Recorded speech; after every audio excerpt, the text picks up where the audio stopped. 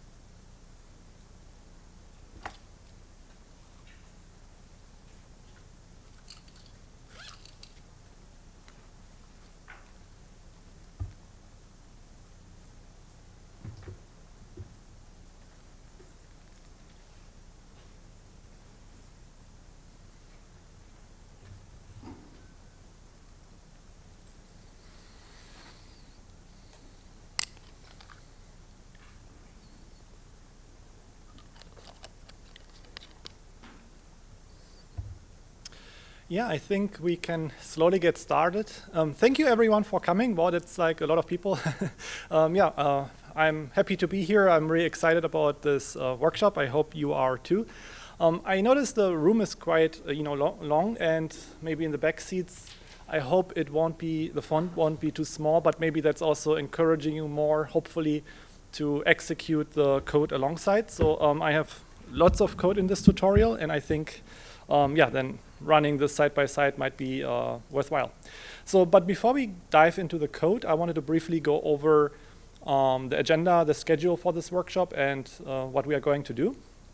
So just briefly about me, my name is Sebastian Raschka. I'm currently a staff research engineer at Lightning AI. We develop an AI platform for training models on the GPU.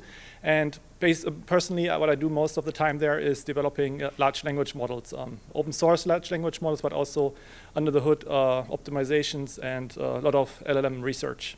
And previously, I was an assistant professor of statistics at UW-Madison until last year, 2 years ago approximately, before I then fully focused on engineering at a startup company.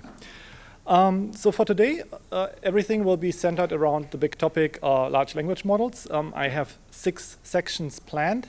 Might be a bit ambitious. We will see how far we get. I think rather going to be, I think we don't have to rush it. I would say if we need to go slower, let's go slower so that everything hopefully makes sense. But yeah, in an ideal case, there are 6 topics, a brief introduction to large language models. I think maybe the most important topic, understanding large language models in terms of the input data, what they take in as input data, because this really helps, in my opinion, understanding what LLMs work with and kind of like also understand not only like limitations, but in general, what are these large language models and how do things look like under the hood a bit. We will be coding an LLM architecture, but yeah, it's a 4 hours or let's say 3.5 hours workshop if we count the breaks. So in this sense, we can't really do all the nitty-gritty details in coding because that would rather be than a 40-hour workshop. But we will try to at least peek under the hood a bit and see what's going on there. Then we will be pre-training an LLM on a small data set. So pre-training LLMs, that's usually something that takes weeks or even months. So in this workshop, we will be training on a small data set that takes, let's say, 3 minutes on a GPU, so that we don't sit here for like 1 week and wait until the LLM is pre-trained. And then I will also show you how we can load existing pre-trained models into that architecture that we coded. And then lastly, we will be fine-tuning that model to follow human instructions. So the workshop is technically from 1:30 to 5:30, but I think everyone will probably need a break at some point. So I heard there is a snack break at 3:30, so I think it should be outside with some refreshments. So we will have a short, or let's say half an hour break, a snack break at 3:30 to 4 p.m. But we can also have an additional break earlier and maybe also later. Let's see how it goes. So yeah, but this is the general agenda. And before I get started, any questions about the logistics or anything? Nope. Okay, so then just a brief introduction, a very brief introduction to large language models, because I think most of you have already used large language models, so I don't really need to tell you what large language models are. But yeah, most of you, how you probably use large language models, if you're not, let's say, developing your own, is using ChatGPT, for example. I mean, this is like the most common use case where you ask it a question or give it an instruction like fix my spelling, and then yeah, it gives you a correct result. And I think this is like for 99% of the people the most common use case, me included. I do LLM research, but this is also something I do on a daily basis when I write emails or anything basically. Like it's really kind of a useful tool to have in your backend, where you can have like a personal assistant that can help you with these tedious things. Especially for me as a non-native speaker, something like grammar checking and spelling and language improvement it's kind of really saving me a lot of time. Okay, so another way we can use LLMs is to develop our LLM locally and run it locally. And this is also something I do almost on a daily basis. And especially when I work with customers, a lot of people, they don't want the data to leave their computers or even, let's say, their servers. So when you consider something like ChatGPT, I mean, it really depends on what they do with the data, but usually I would say if you work at a bank or a hospital or something like that, maybe even in legal contexts, you're not allowed to, let's say, paste your document just into ChatGPT where it does your spelling correction or summarization and so forth. So in that case, it's actually super useful to have your own LLM that can do some things you want it to do, where you don't have to worry about it leaving your computer. So in this case, this is running on the cloud because I'm using GPUs, but it's still the same idea that this is not leaving this compute instance.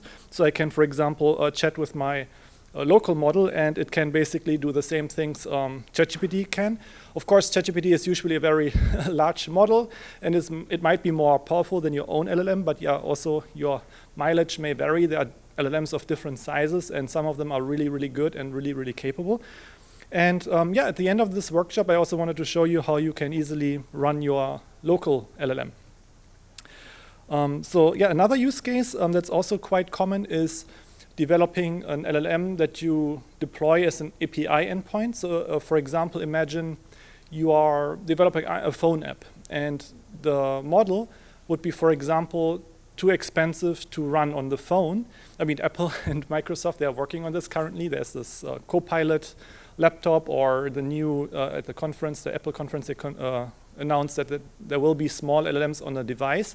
But let's say for a general use case, it's too expensive to run the LLM on your device, on your phone, on your computer. So in this case, you can also deploy a model on a web server and then query it via an API endpoint. So here's just like a quick example of that. I can also, if we have time, show you how to do that. It's actually super simple with a few commands. If you later use this library here, for example, and then in a Python session, I can just query it essentially. So I can do that in a separate session while my model is running on a server. And this is useful because on a server, I can have multiple GPUs, for example, that I can't have on my phone. Yeah. So, and for this workshop, though, so I just showed you some very simple examples, like one line of code and so forth. For this workshop, what I envisioned more is also first to tell you a bit more how an LLM works under the hood. And then maybe as the reward at the end, I will show you how to do this with a single line of code. So for this workshop, there will be 3 stages essentially. So the first stage will be like the building of an LLM. So here we will be particularly looking at the input data preparation, because we need that input data for the pre-training stage. So this will be the second stage. And then the pre-trained model from the second stage will then be in turn used by the fine-tuning step, where we fine-tune this model to follow instructions. So with following instructions, I mean what I shown you earlier, like things like, hey, can you fix my spelling and so forth? Because during pre-training, when we develop the model, it's first only useful most of the time for text completion, because the way we train the model, you give it a partial sentence and it completes the sentence, but it's not really a good instruction following model. So I would say these are the 3 steps, and in this workshop, of course, it's only a very short workshop. I mean, it sounds like 4 hours is a lot of time, but we could easily spend 40 hours on this. So I just picked a few, let's say, areas here that we are going to focus on. One would be the data preparation, a brief glimpse at the architecture, then the training loop for pre-training, loading the pre-trained weights, and this will be, I would say, more coding-based, more like under the hood, from the ground up. And then later I will also show you a library. So most of these code examples here are from a book that I wrote a couple of weeks or months. Actually, I started this like 1.5 years ago, but it's just finished like as of a few weeks ago. It's only like 10% overlap, I would say, with the book. So if you're interested in additional details, if you are interested in that, it's like more comprehensive there. In this workshop, I will try to focus more on the fundamentals so that you get a big picture overview. But yeah, if you're interested, more details there. And then at the end, once we have all the understanding and everything, I wanted to show you how we can do things more conveniently with the open source library, LitGPT, that I helped developing. And for that part, we will be then fine-tuning for example, Microsoft Phi models, Llama 3, whatever you want. So I have a few examples, but I can show you easily how you can just use any LLM that is currently supported for that. So you can choose your favorite LLM. And yeah, and so LitGPT is a bit more optimized. Of course, when we develop our from scratch approach, this will be, it looks like it's a lot of code. It's very sophisticated and stuff like that, but it's still focused on educational purposes. So in a real world production setting, you probably want to use a library that has been developed, optimized over months or years, and that is, let's say, rock solid, rather than developing your own LLM. But developing your own LLM, in my opinion, is still the best way to understand how something like this library here works under the hood. So for this workshop, there are 2 options to run the code. So one would be here on GitHub. So all the code is on GitHub. And there is also a setup page. I will go through this in a few moments. And in addition, I also have a studio. So the studio, you can think of it as, if you are familiar with Google Colab, as like an environment where you can run all the code on a CPU and a GPU. And so why I'm mentioning this here is because I will be using that myself. Because for some of the parts, I would highly recommend using a GPU, so it executes faster, basically. And for this studio, you don't have to install anything. Everything comes pre-installed. For this one, for the GitHub one, you would have to install it on your own computer. I'm not sure how many had a chance to do this yet. There was, by SciPy, a message that I got to provide the instructions, which I did last week. But I know everyone is kind of busy, so I don't expect everyone to have read this or followed the instructions. So in this case, I wanted to also spend maybe 10 minutes to help you set up things. So I would highly also say I would highly recommend this Lightning Studio approach, because then you don't have to install anything. Otherwise, using that local one if you prefer. And so for the Lightning one, let me just show you how you get there. So if you go to the, let's say, GitHub one,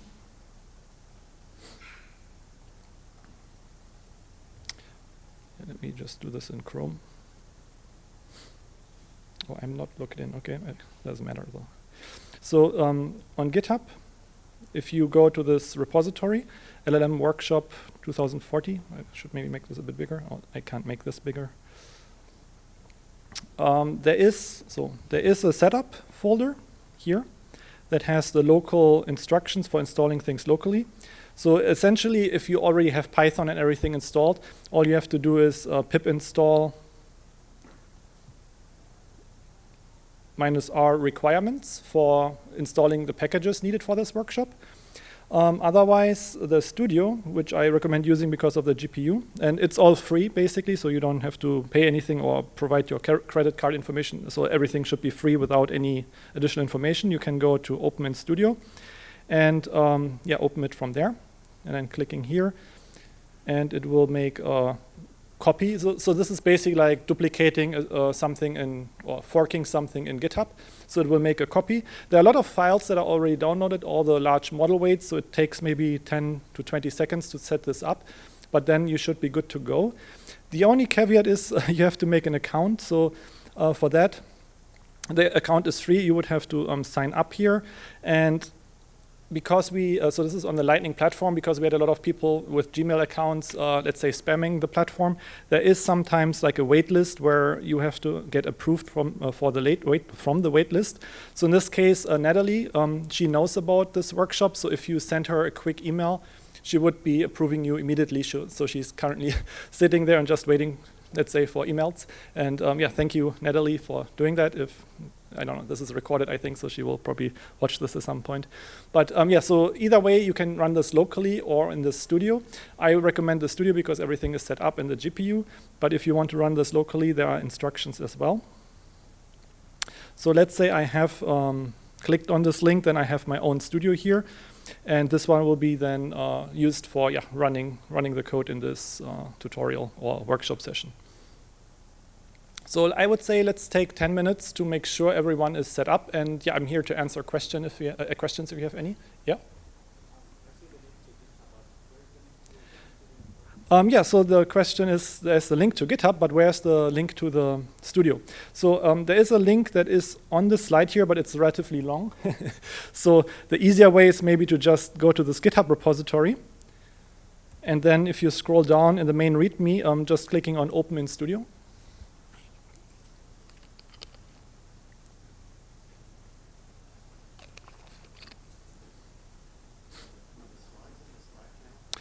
I don't know about the Slack channel, but the slides, they are also in GitHub here. So there are PDF versions of the slides here on GitHub.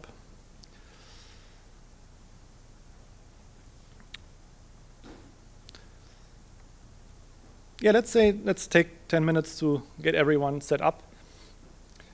Anyone needs any help with anything? Yeah? Oh, yeah. So about the mail. So if you sign up, so it's only, I think, if you use a Gmail address that you will get waitlisted. So in this case, if you email Natalie, it's Natalie at Lightning AI at the top here.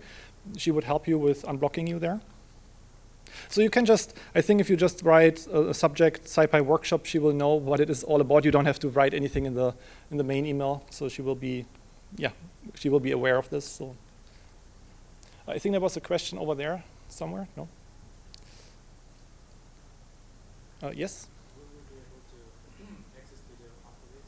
Yes, so the question is whether you will be able to access the studio afterwards. Yes, so you will be. And when you are clicking on this link, it will make a personal copy for you. So it will be your own studio. And you can, if let's say you screw something up, you can always go back and make a new copy of the studio. And yeah, you can make as many copies as you like, basically. And like I said, it's also, if you sign up, you get, I think, 22 hours of GPU credits or something like that. So you don't have to spend any money for this workshop. It's all free. At least like for the duration of the workshop. If you run more computations after the workshop, you at some point run out of the free credits. So but for this workshop, I think everything should be covered. Because we don't spend 22 hours here. Yeah, there was another question.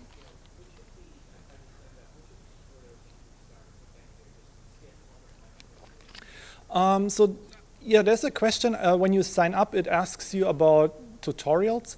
I haven't signed up in a long time because I already have an account, so I don't know off the top of my head what the tutorials look like, but I think you can just ignore them. You can just say continue or okay or cancel, because we are very only interested in the very workshop here, so everything else doesn't really matter, but it's a good question, yeah.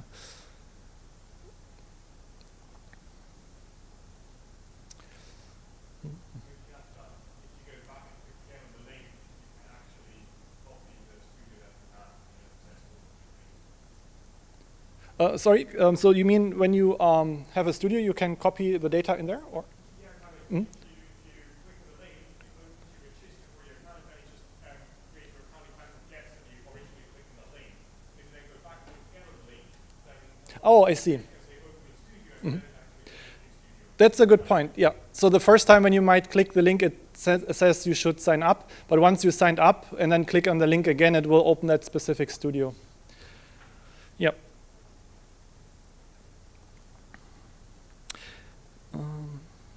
So basically when you click on here,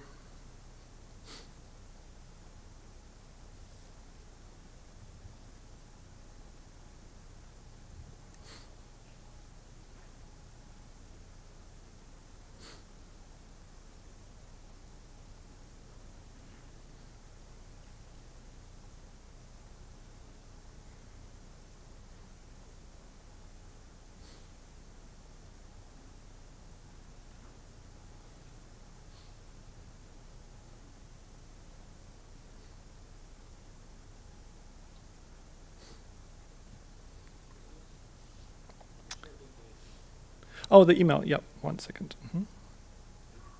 And for the email, you don't have to write anything really in the message body. I was just showing a very verbose message here, but if you just add the subject line SciPy workshop, that should be fine. Let me just check if I got some emails from Natalie, but I think it should be fine. Yeah, all good, I think.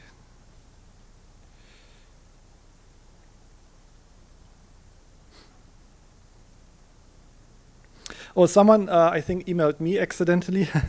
So you would have to use the email Natalie. So I don't have anything to point to, but somehow my mouse is not showing up here anymore. But yeah, you would have to email Natalie here at the top.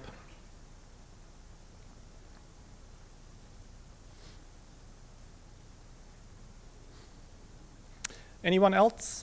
Any questions? How many people are set up already? Not everyone. So how many people are not set up yet? Oh, a lot of people. Okay, so we'll maybe give it 5 more minutes. And I can, yeah? If we're doing the local setup, is there a command you can run after pip installs it to make sure everything's... Yeah, 1 second. So the question is whether there's a command you can run to make sure everything looks good. Let's see.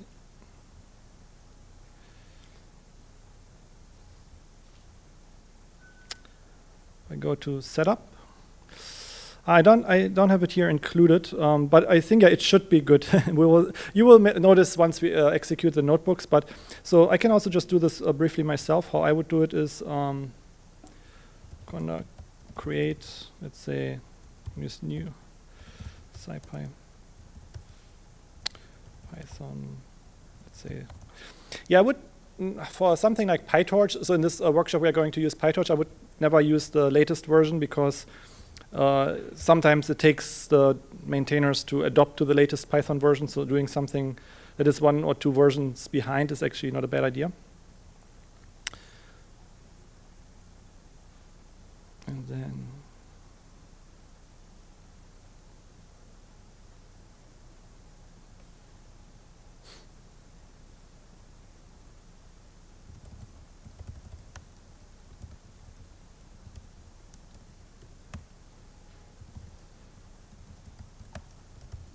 so I would first clone the repository. Oh, I already have it cloned, and let's just...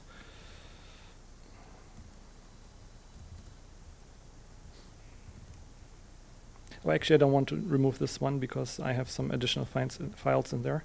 Let's just do...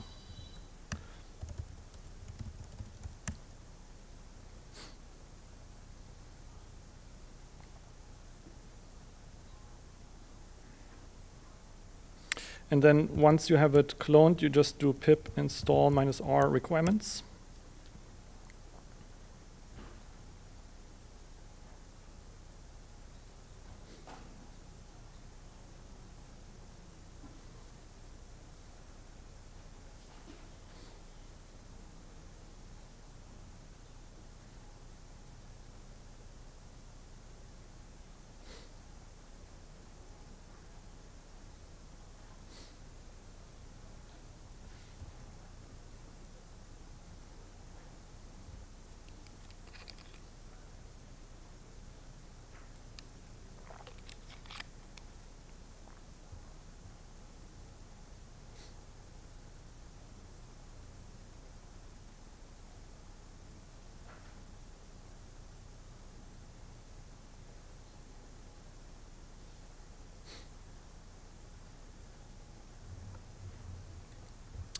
Yeah, any questions? Let's give it maybe 3 more minutes. Or how many people are not set up yet? Oh, still quite a lot, maybe 15 people, 20 people. So let's give it. Oh, waiting on Natalie. Okay. Oh, okay. Okay.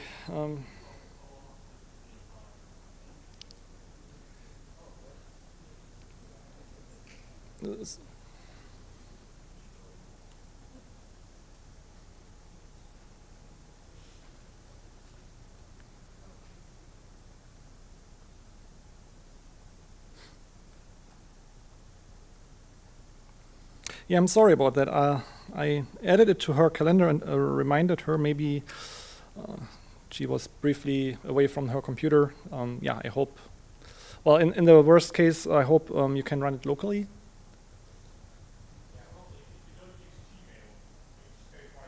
Yeah.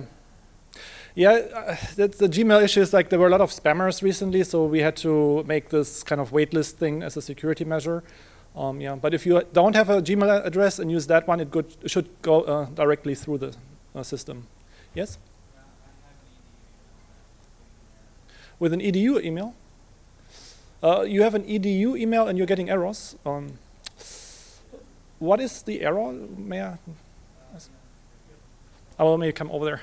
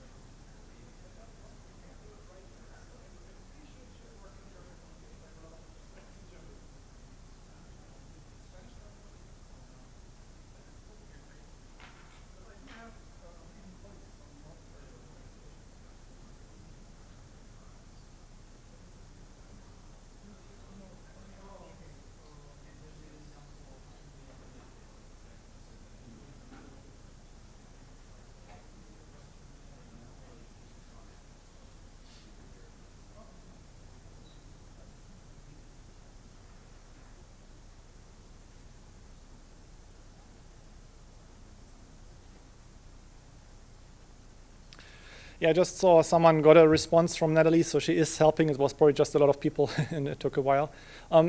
There are more questions, I think, over there. Yeah.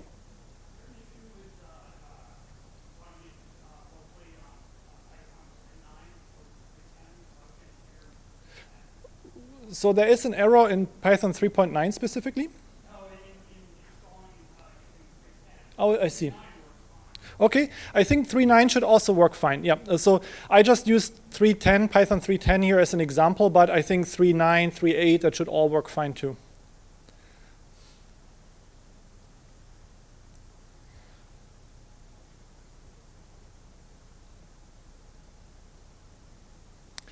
Okay, how many people still need help or are not set up? 3 people. Anything I can do to help there?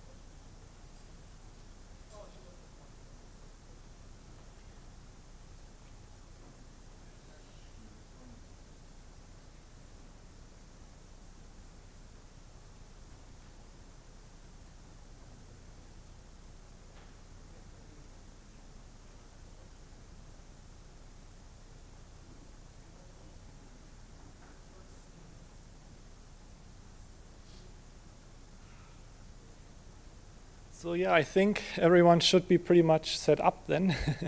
Or is there anyone still waiting? I just saw 2 people getting the messages. It just took a few minutes. Okay, so if you have it installed locally, you would basically just start a Jupyter Lab or use Visual Studio Code to open the environment. Here in this studio, I have basically the same thing. It's a Visual Studio Code environment. You can also go to Jupyter Lab, whatever you prefer. I will be just using Visual Studio Code here, but Jupyter Lab would also work. They are Jupyter notebooks. And so in this GitHub repository, which is essentially this folder here, there are 7 folders, and each folder corresponds to the section I showed you earlier. So the first one would be on the data preparation. So there's a file, IPython notebook, which contains the main code for this first section.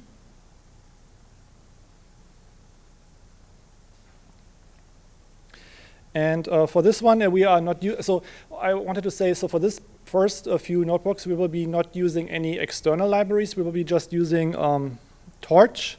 And there's a package called tick token, which I will get to in a few moments. And so it will be more like a from scratch approach. I'll just try to make the font a bit bigger. It's a bit small. Maybe that works. There's a lot of stuff here that I can't minimize, I think. Okay, we'll just go with it. So there was a question earlier to check whether everything is set up correctly. So if it's not set up correctly, let's say if you install it locally, you would at least here get an error. Then it means, yeah, something did not install properly or you're in the wrong environment. So there's this version check. You don't need to have specifically the latest PyTorch version. Older version also work okay. So it doesn't have to be exactly this version. I also ran this with 2.0 and it worked fine. So yeah, so this first section will be on the data preparation and sampling. Just to go a bit over what does the data look like that goes into an LLM. So to help understand basically what's happening under the hood. So the first step will be on tokenization. So if we consider, let me see if I can make this a bit bigger. I probably have to do it like this. So if we consider an LLM here, so let's say a GPT-like decoder-only transformer, that's basically tech jargon for LLM, LLM like GPT-4 or Claude or something like that. So in this case, there are a few steps that we have to take before we put the data into an LLM. So there is, for example, at the bottom, so also it's funny, but in deep neural networks or deep neural network research papers and textbooks, we draw diagrams from bottom to top, which is sometimes a bit unintuitive because usually when we make diagrams, we start at the top, but it's just, I'm following here the convention basically in deep learning. So at the bottom here, we see the input, and the input here is, this is an example. And this is just some text we want to process using that LLM. And so the first step would be tokenizing that text, which means basically breaking it up into individual pieces. And here it looks like each word corresponds to a token. So we break up the sentence by words. But it's not, let's say, necessarily true. There are some words that are split into 2 tokens and so forth. But just for simplicity, the input is split into these tokens. And then we also have a punctuation token at the end. But LLMs themselves, even if it may seem like that when we use ChatGPT, they themselves, they can't handle text inputs. They need to see numbers. It's similar to like if you have worked with machine learning or deep learning algorithms, these algorithms operate on numbers and not on, let's say, strings. So we have to convert these strings first into numbers. So here we call them token IDs. And then these token IDs get embedded into continuous vector representations.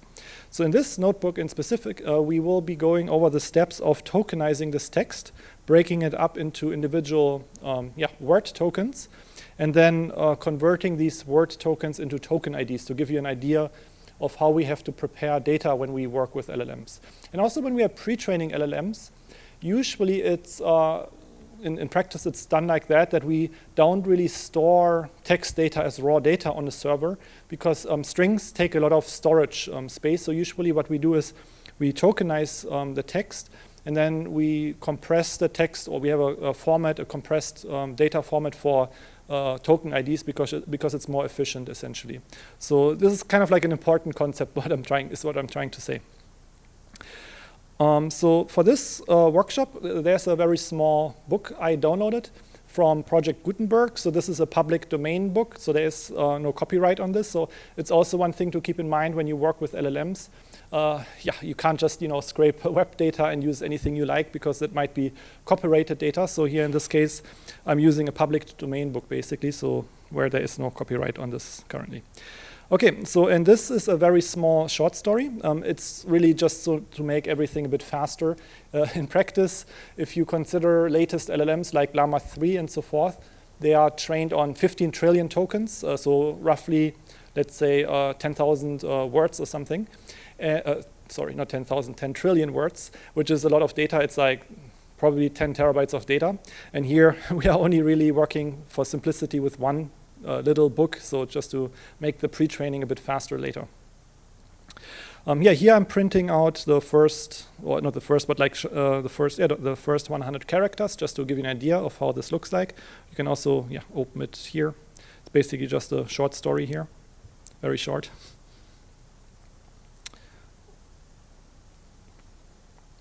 And then the first step would be taking this text and then tokenizing it into individual tokens.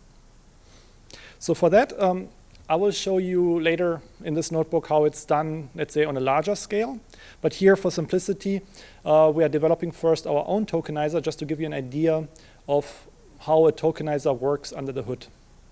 So here, I'm using a regular expression that splits text based on white spaces and several punctuation characters. And this is just really for simplicity to fit it into a code cell. You may want to do something more sophisticated, of course, but this is a simple example of how we would split text into tokens. Any questions so far, by the way?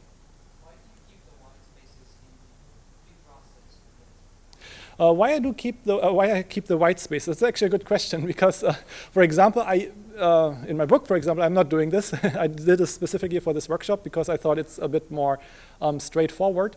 And white spaces can be important, actually. For example, if you are developing an LLM for, let's say, Python code, where you have in Python the for white space indentation. So in this case, it might be important to have white spaces. But it's a good question. You don't necessarily need white spaces as tokens. It's an optional thing. Most tokenizers do that, though. And if you work with code, for example, LLMs for coding tasks, then I would highly recommend using white spaces. Yeah, it's a good question. Yeah.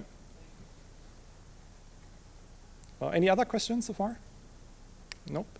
Okay, then let's continue.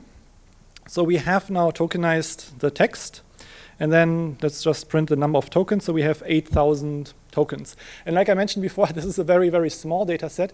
If you consider the latest open source LLMs, they're trained on, let's say, 15 trillion tokens. It's a different order of magnitude. Yeah. Was there a question? Sorry. Oh, it looked like it. I just saw something moving. Sorry. Okay. So the next step is now converting these tokens into token IDs. So in this figure here on the left-hand side, let's assume we have our text. We have broken it down into these tokens. But before we can now convert the tokens into token IDs, we have to build a so-called vocabulary. So the vocabulary is essentially a mapping from each unique token in the data set to a unique number. So if I have this input text, what I would do is I would alphabetically sort all the unique tokens and then just in numeric order assign an ID to it. So here, in this case, 0, 1, 2, 3, 4, 5, 6, 7.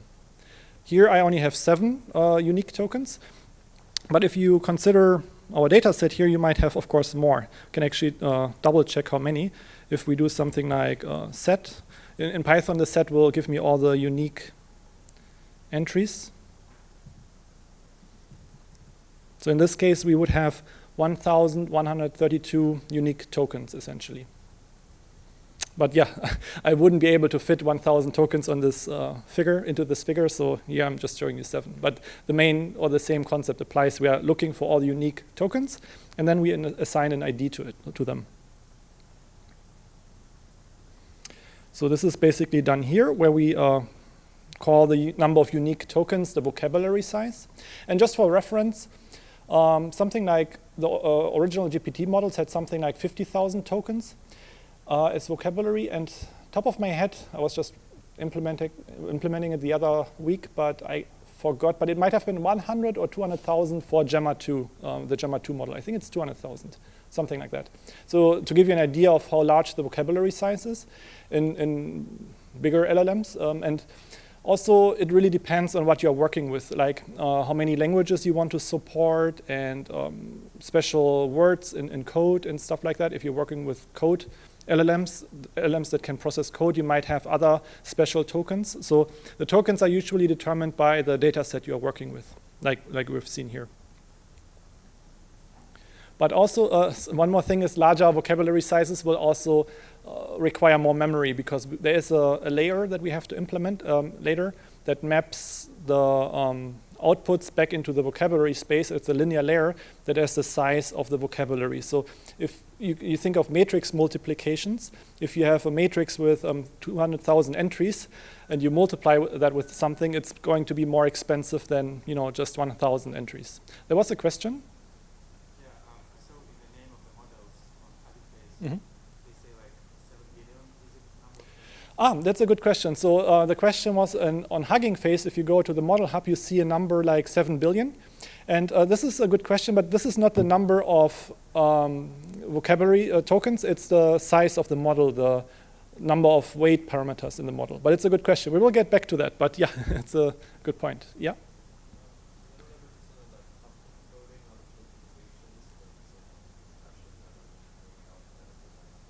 Okay, so I did not fully understand the question. Was it like you were asking if there is a compression? You said the tokenization Mhm. is by alphabetical order. Mhm.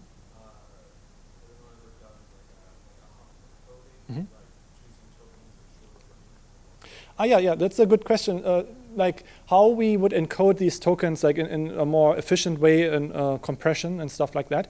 So I will show you a tokenizer at the end of this notebook that does something that is a bit more sophisticated than storing each token. But technically, it's actually an advantage. So if you can, it actually makes sense to store each new token as a separate token, because in this sense, for the LLM, you have one token for one word rather than 2 tokens, for example. So in that sense, you make the input for the LLM smaller, because one token is still one number. And if you have twice as many tokens, you have to give twice as many numbers to the LLM as input, and then the LLM will need more memory, basically.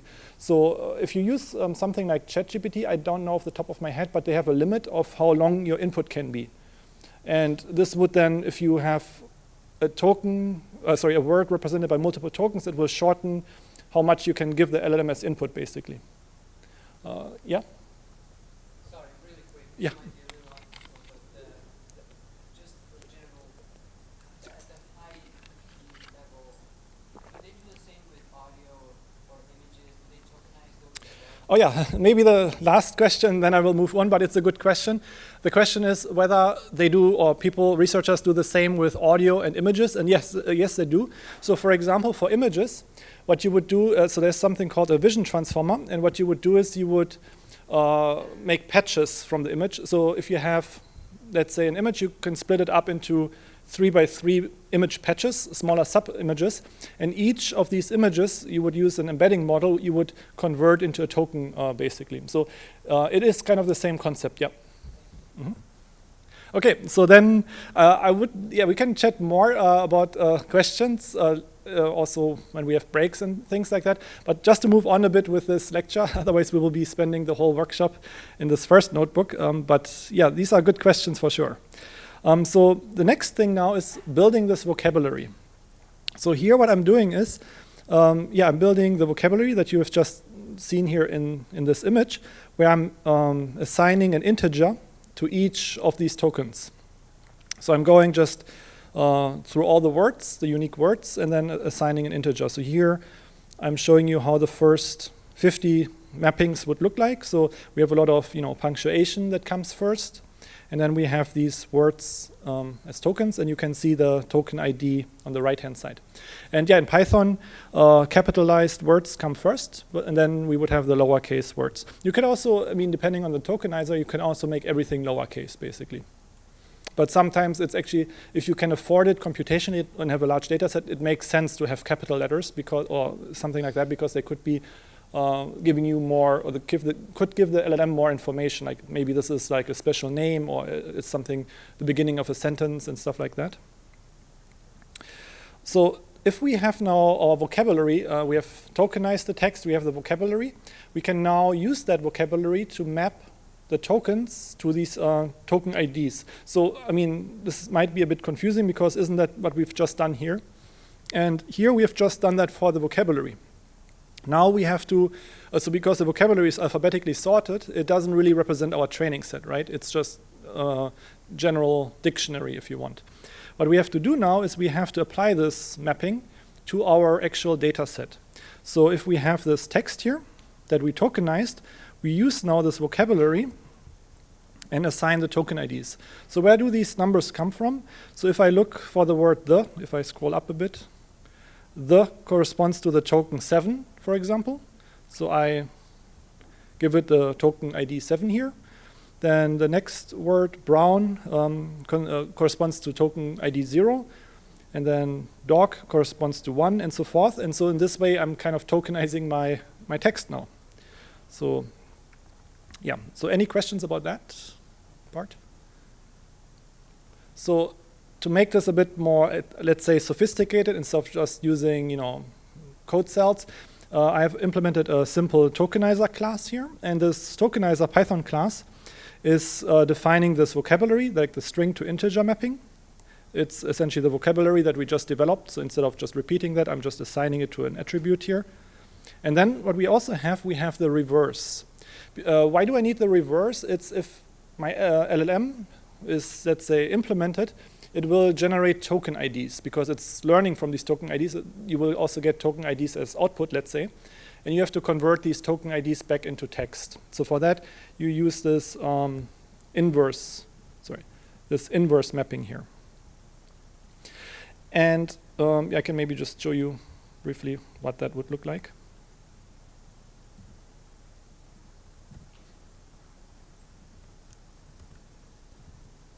Oops. Somehow it's kind of hard to type here. The height is a bit weird.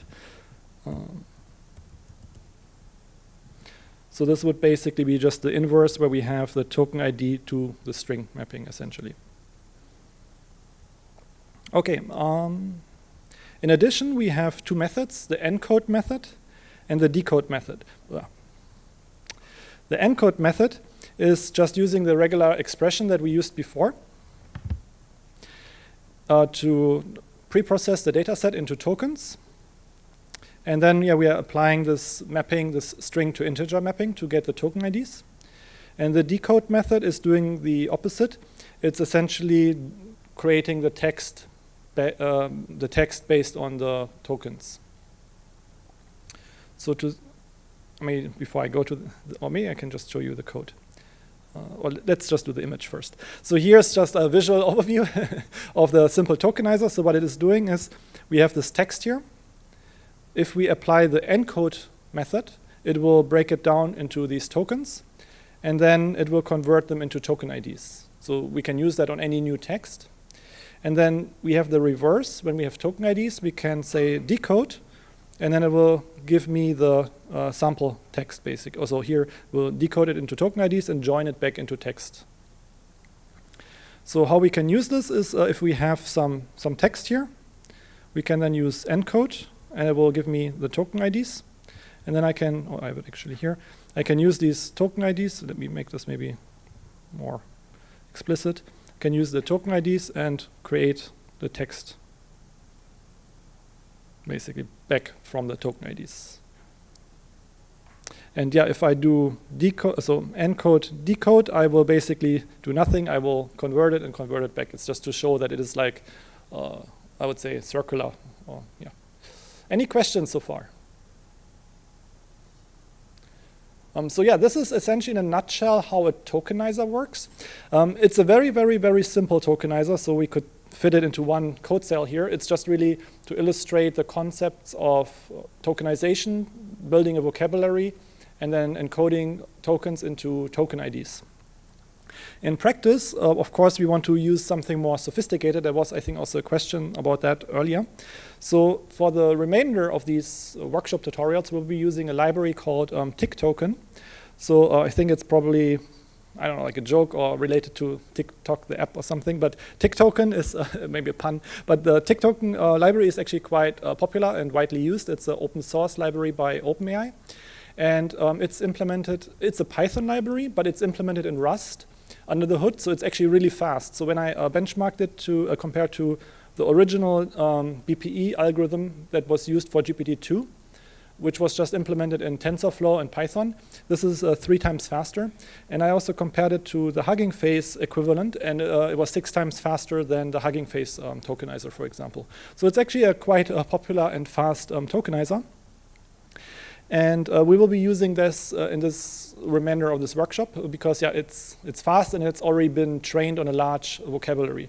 So typically, developing a tokenizer also requires training a tokenizer. So you have to give it a large data set and then come up with basically the tokens like we've just done before. And so here we will be specifically using the GPT-2 version. So there's also a GPT-3 and GPT-4 version. We use GPT-2 because that's like the model weights that we will be loading later because they are openly available from the OpenAI website. And yeah, and so the concept though is the same as our own tokenizer that we've just developed. So it also has this encode method and it also has the decode method. So if I have some text here, I can use encode and it will convert it into token IDs. Now, there's one thing I added here, and this is this end of text token. And this is a special token in GPT that denotes the end of a text. So if you develop a training data set and you have multiple books or documents and let's say websites you assembled in this data set, you would typically add an end of text at the end of each document to basically show what's the boundary or where does one text end and when does the next text begin, basically. I don't know why, but for some reason it's not the default when you load that model. You have to separately specify this for some reason. It would be nice if it would be just automatically. But anyways, and this is also the highest token ID corresponding to this end of text. So you can see in this tick token tokenizer, we have 50,257 tokens. It's a relatively large vocabulary. What's also unique about, so let me just decode this. So it also has a decode method, similar to what we've just implemented earlier. And what's also unique about this is it can handle, I can actually show you this with an example, it can handle arbitrary and unknown words. So I can do tokenizer encode, and I can give it some, like some arbitrary text, and it can handle this, as you can see. And even though those weird words here, or this thing has not been likely in this training data. So what happened is, if it doesn't know this word, it will fall back to individual characters. So I have an illustration here to illustrate what I mean. So if I have some arbitrary word here, it will see, have I encountered it before? If not, it will essentially tokenize the individual characters here. So it can handle arbitrary words by breaking it down. However, if it sounds like, oh, why don't you always do this? Why don't you always use individual characters? Why do you have word tokens? And the reason is you would be wasting a lot of space or LLM input space if you would represent one word, let's say as in this case 6 tokens instead of 1 token. So for familiar words, it makes sense to have a separate token. But still, you don't want this to crash if, let's say, a user uses your LLM, let's say ChatGPT, and you ask it something give it some code example with a variable name that is not encountered during pre-training. So if you have a variable that is very special, like something you came up with, it shouldn't crash, right? So in this case, it can handle these individual characters. Any question? Does it usually try to parse out the biggest tokens available? Because like I was like, why is like AK Yep. Yeah, that's a good question. So this algorithm, it's called byte pair encoding. When it is trained, it will look for things that, so if there are things like AK in this data set that occur in different words or tokens, it's smart enough to recognize this as an entity. So in this case, yeah, it's a good point. It will use this AK as a single token, basically. Was another question? Yeah.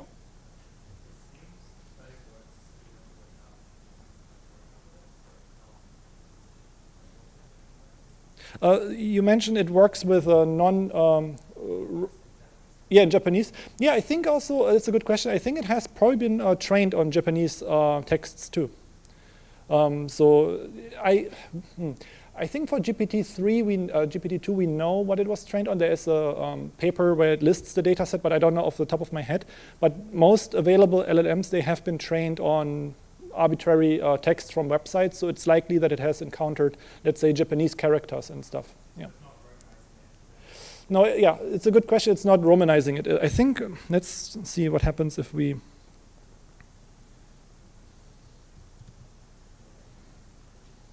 do this. I've never done this before. So in this case, it's breaking it down into 3, but it is able to handle arbitrary things, basically. Yeah. So yeah.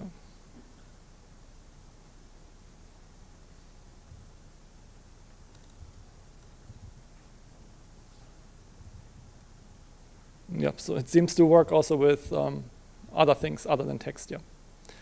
Other questions? Okay. So yeah, now we have basically tokenized our text. Now the big question is actually, well, how does it now relate to the training data? How do we actually parse or, let's say, provide this data as input to the LLM? So when we pre-train an LLM, how it works is that we predict one word at a time. So later we will do something called instruction fine-tuning, but during pre-training, what an LLM does is just doing text completion. So if I have some text, that text is LLMs learn to predict one word at a time. What I would do is or in general how the LLM would work is it has or sees this word LLM, and then this is the target here in red. This is the next word it should generate.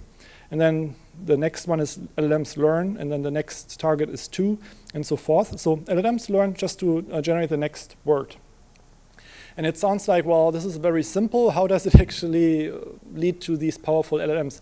Yeah, it just turns out if you do this on trillions of tokens, the LLMs will be actually smart enough to some extent also follow instructions and do certain things. There's another step later that is called instruction fine-tuning, but also the instruction fine-tuning step is using a similar concept. If we have time, we will get to that. And in a sense, even then, we just do next word prediction, and magically, basically, the LLM, if it sees enough data, it is able to follow complex instructions and do cool things, as you might know from ChatGPT. So this is on a conceptual level. How do we then actually prepare the data for the LLM? So if I have some sample text here, so there is, if you are familiar with regular training in deep learning, so there's usually some input text, input data, doesn't have to be text, could be image. And then there is a target, class label, for example. So let's say you want to develop a deep learning model that predicts whether an image is a cat or a dog. So you have images of cats and dogs, and then you have a class label that says dog or cat. In this case, it's actually the same concept, and we will be using the same training loop, except that the label here is the next word. So here on the left-hand side, this would be my input, and the red one would be my class label I want to predict. Now I'm showing you this here as text because it's easier to read this text, but it would be technically token IDs. So the token IDs you have seen before, the ID here, this would be then the class label. So it could be ID 50,000 so-and-so. And in a sense, it's very similar to regular deep learning, except that we work here with text. And so if I have a sample data set, how it's prepared is you would have something like a sliding window approach, where you, in this blue box, you slide it over the input, and then you generate this input batch. So if you think of deep learning and mini batches, this is essentially a mini batch of the inputs. And so the first, here I have a context length of 4. So the first training example is the fourth row. And here I have 4 tokens. In reality, when you train an LLM, it would be something like 256 or 1024 tokens, which is a bit larger. We will be doing that too when we pre-train the LLM. We will use 1024 tokens. But so that I could fit it into an image, it's just 4 tokens per row. And you can see the first 4 words would be the first row. And then if you move it over by 4, the city stood the city stood the. It's like the second row and so forth. So the blue box, if you move it over by 4 positions, this would be creating your input data. And at the bottom here, these are your class labels. So here, the red box is essentially the inputs moved over by 1 position, because we want to predict the next word, right? So if the LLM sees in, it should predict the. If it sees in the, it should predict heart. If it sees in the heart, it should predict off, and so forth. So it's basically implementing this next word prediction as mini batches. And then like I said for the, one moment. And then like I said so here I'm only showing the inputs. There are 2 ways we can do it. So we can move the input over by 1 position, like here. Or we can move it over by 4 positions. Both are valid approaches, but the second one is more common, because then you avoid more overlap between the inputs. You reduce overfitting, because otherwise you see, or the LLM sees sees some of the tokens multiple times. So you try to avoid that by having this non-overlapping sliding window. But for the targets, you want this overlap because you have the next word prediction. So you provide the next word always as the target. There was a question about this? Well, I was just wondering why the tensor was essentially 2-dimensional, with forwards and forwards and backwards. Usually something in the context of this. We're using forwards to predict the next word. So then the target is always the last word. So the question is essentially maybe why there's not only 1 word in the target, why there are 4? I was wondering if the reason it was 4 by whatever was Oh, I see. using 4 words to train each time. Mhm. And then in that case, why is the target 4 words as opposed to 1. the 1? Oh, yeah, that's a very good question. I think, maybe implicitly skipped over this. So there are 4 words here to train for efficiency, basically. So you usually you want to maximize the context length. So in practice, if you have a large LLM, you would have like 1024, for example. Or I think Llama 3 or Gemma 2 uses, I think, 8,000 already, like 8,000 input length. But the question then is also, and the rows are the different training examples. So this would be 1 batch. So usually you have a smaller batch size, like, I don't know, 4 or 8 or 32, 128, something like that, and then thousands of tokens in each row. But then why is this also 4? And this is also for efficiency reasons. So here it looks like they have all different input lengths and 1 word at a time, where here we keep a constant input length. And that is, we won't, unfortunately, I think due to time reasons, go so much into the details, but there is something called masked multi-head attention. There's a causal attention mask. And how it works under the hood is that the LLM at each position sees only the previous words up to the current word. So if the LLM, how can I say this? If it sees this part, so if it gets this row, it will at each step basically only see, let me just pull up a figure, maybe that's easier. I don't have a figure in this one, but I can find one.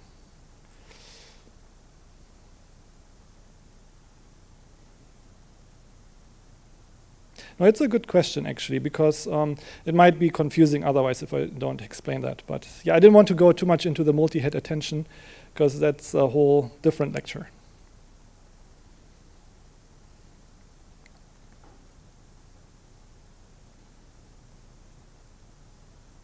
Yeah, there is something called, it's very small. There's something called masked multi-head attention. So you have the words, it's like the attention matrix, the words, by the inputs. And for each input, it can only see up to the current word. It can't see all the words. So the LLM is essentially at each token predicting one token in the future. So it's always predicting the next one, but it can't see the last token, which is why, so in this sense, implicitly, it's learning this triangular thing, even though it looks like you have this full 4x4. But it is basically learning this triangular thing, which is, it's basically this one, the way it's parsed internally. And I do think in one of the notebooks I have a slide on how the input and the output looks like to the LLM, and I think this will then become also more clear. But it's a good question, because here it looks like, okay, this is different. How does it relate basically to this one? Because yeah, it kind of almost skips a step, yeah. Other questions? Okay, so this would be then how the input looks like. And it would be very long, another hour or something, to explain how we would implement that. So I skipped over this a bit, but if you're interested, well, it's in the supplementary file. There is this PyTorch dataset, which is implementing this sliding window approach. And then there is a PyTorch data loader. It's actually not super long and complicated, but yeah, it's what I've just shown you encoded into a PyTorch format. And for that, we are using a length of 256 tokens instead of 4. And we have a batch size of 4, like 4 rows. Yeah. So let's use this here. Also, here actually I have it set to, oops. You have it set to 4 and 4. So this one should actually replicate what I've just shown you. So here, it's how it would actually look like. So this is now in token IDs, because that's, like we explained earlier, would be how the LLM receives the input. Here it's shown in text, just to make it simpler conceptually, but how it would look like would be token IDs. And you can see here, this is the first input row. And you can see, if you consider these two here, you can see the target for the first one is the next token here, right? So you have this overlap, and then this one. So if the LLM sees these tokens, the next token to generate would be this token, basically. So for the first iteration, it would be this. For the second one, this token, basically, and so forth. So it's the same ordering that we see here.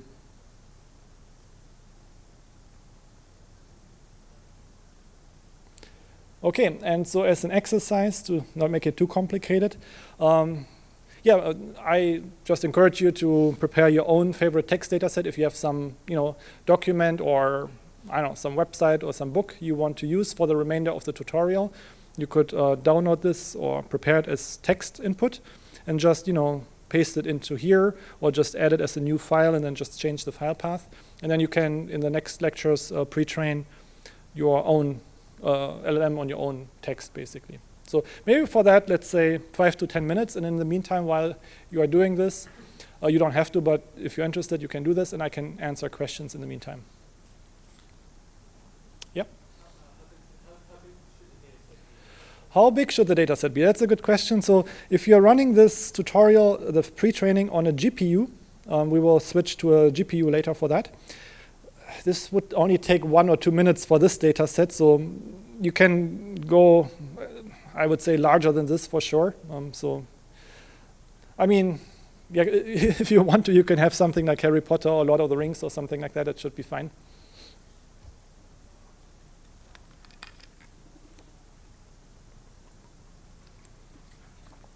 Other questions? Yes? Mm-hmm. 1 second, I will just come over there.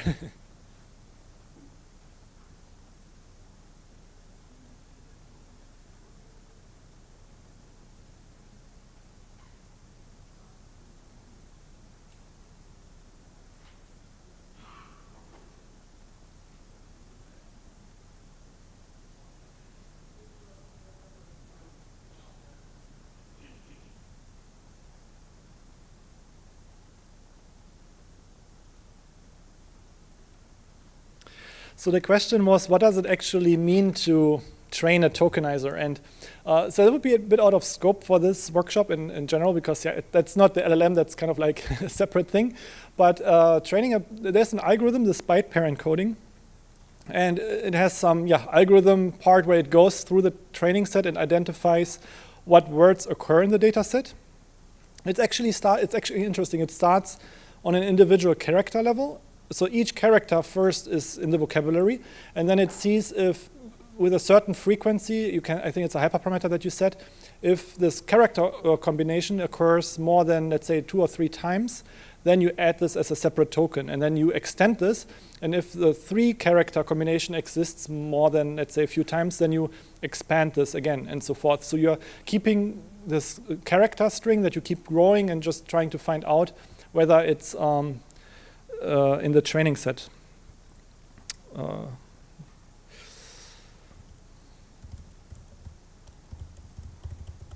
Let's do.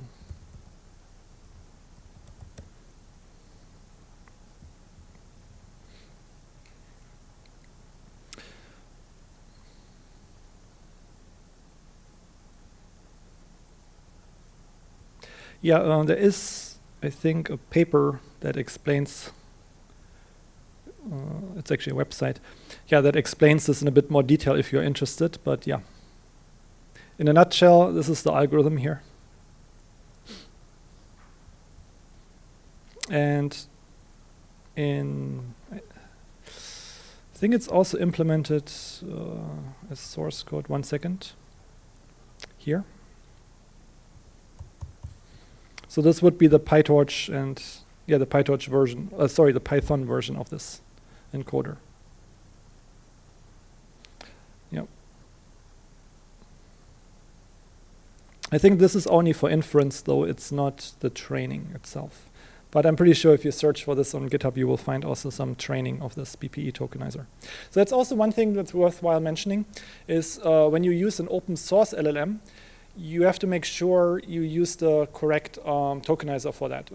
So what I'm trying to say is if an LLM has been trained with a specific tokenizer, you have to use that exact same tokenizer, because otherwise the token ID word mapping won't be the same. And then the LLM sees words it has not seen before, right? It would be then arbitrary token IDs. So normally they provide a file that contains this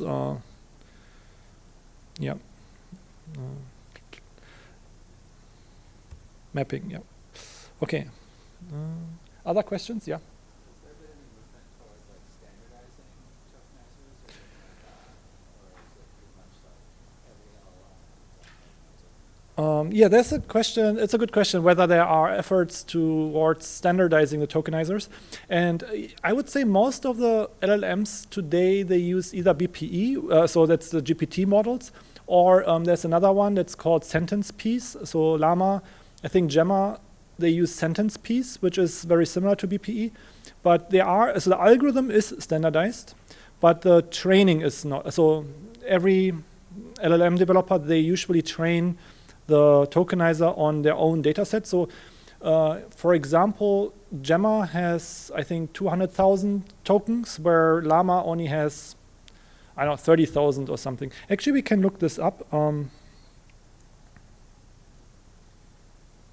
Did I close my session, actually? I did.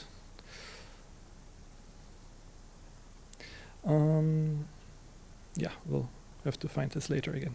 I'll reopen it. So if we go here,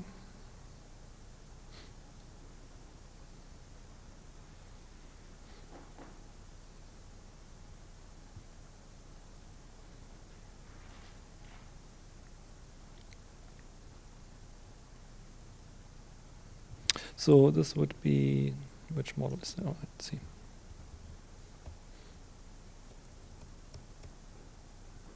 So different LLMs have different vocabularies, but the tokenizer method, it's usually sentence piece. So in LitGPT, we use mostly, because I remember implementing only sentence piece and some others, but the vocabulary sizes are different. Oops. Let's see, Gemma 2. So Gemma 2 has a 256,000 token vocabulary size, where Llama has 128,000, Llama 3, and Llama 2 has only 32,000. And this is usually the size grows because they try to support more languages and code and these types of things. So usually the larger the vocabulary size, the more arbitrary text you can support without breaking it up into these individual characters. But it also makes the LLM more expensive because you have this linear layer that does the mapping basically. Okay, let me see if I can reopen my session here. Accidentally closed the browser.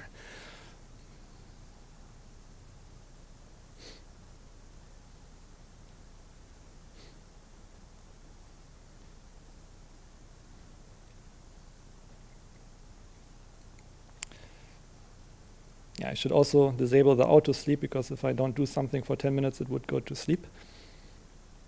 Yep. Okay, so anyone needs more time? Otherwise, I would say let's, two people, yeah, no. Otherwise, I would say let's go to the next part. And we will have also a break in, let's say, 45 minutes, half an hour break, and then we reconvene. But let's maybe do one more notebook and then do the break.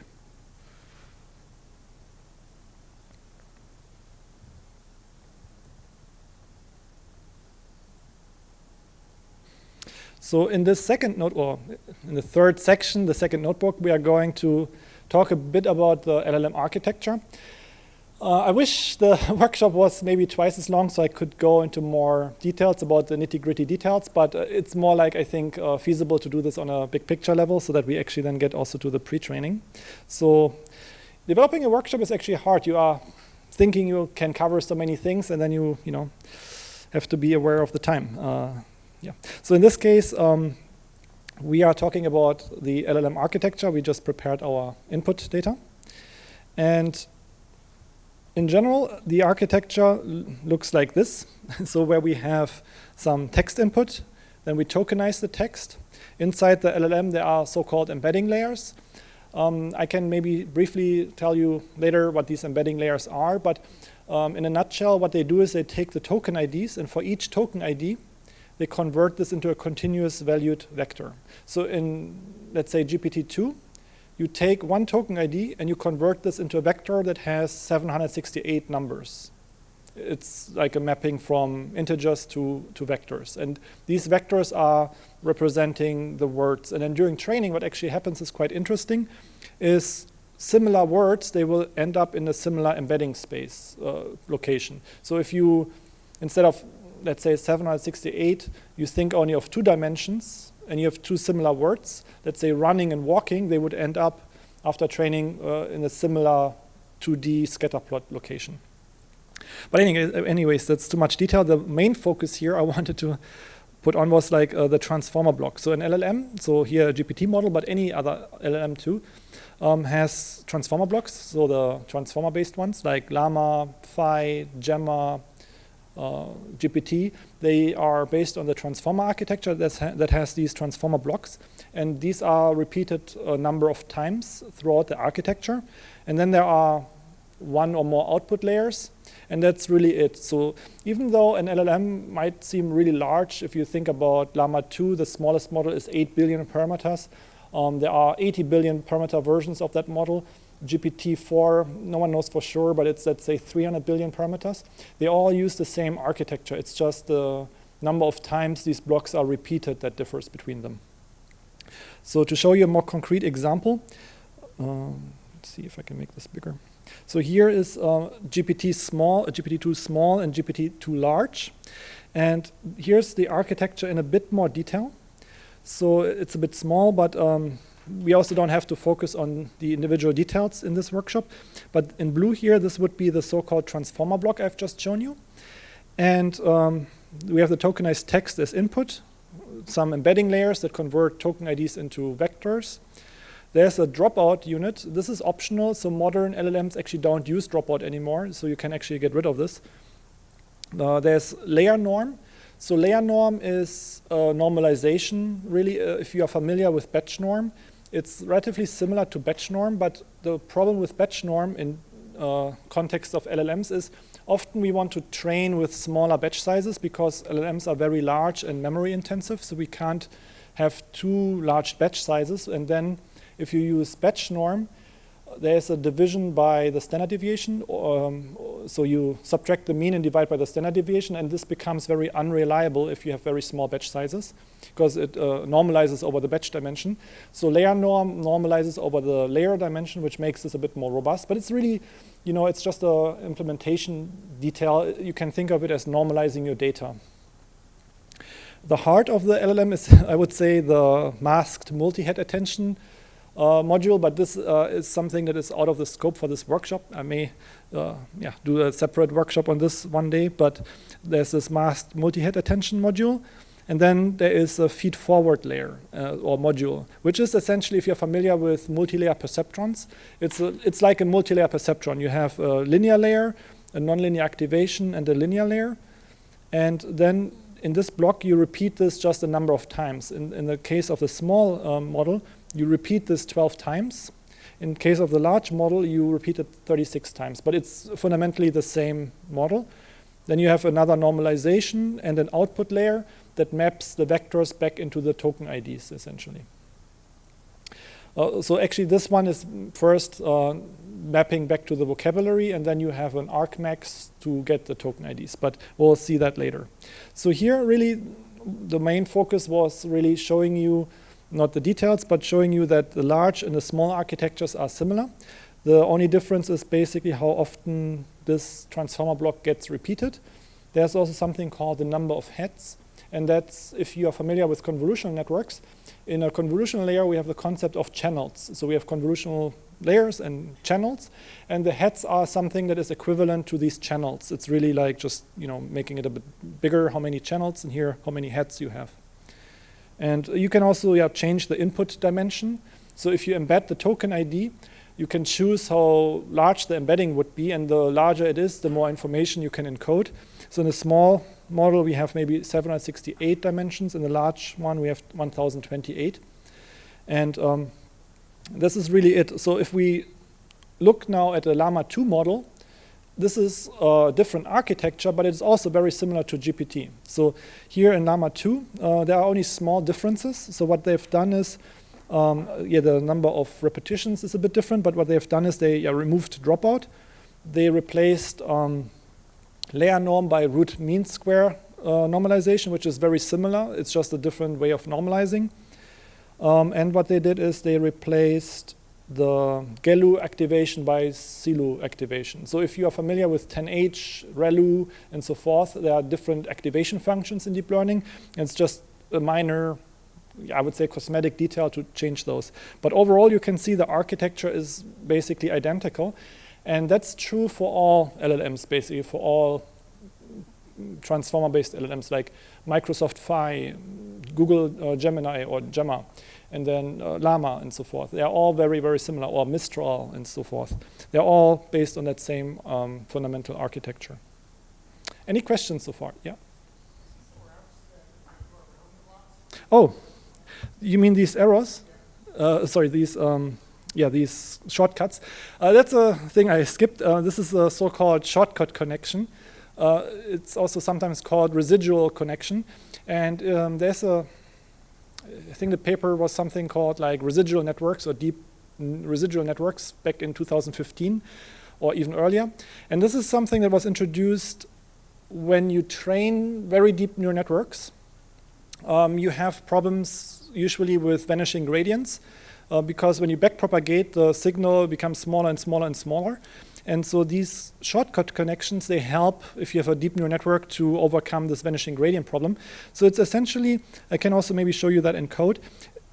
It's essentially saving this value, and then it's doing this forward path, but then in parallel, it's just adding back this value in case something bad happens here, if something goes towards 0 here, that you don't lose that information. You're just copying over this back here. And this is especially important in LLMs because they're very deep neural networks. So you have this, let's say, repeated 36 times. So it has a lot of layers, basically. So in this case, you have these shortcut connections to avoid vanishing gradient problems. But it's a good question, yeah. Yeah? Do a lot of models just have more semantic dimensions? Yeah, so the question is, why are the larger models smarter in a way, right? And so the differences are really, here you can see the dimensions are larger. So you have, instead of 1028 dimensions, 4000 dimensional inputs. But then really it's the data, I would say. So you have a larger data set and you train this model on a larger data set. There's a paper like the scaling laws of LLMs that shows basically you need to, if you have a larger architecture, you need to match that with an appropriate training data set size.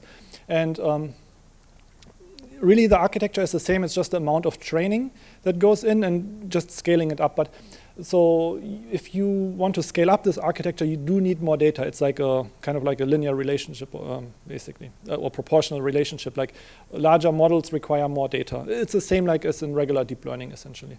But other than that, the same training techniques apply, and also the same instruction fine-tuning applies. There's no, let's say, other secret sauce in a way. Yeah.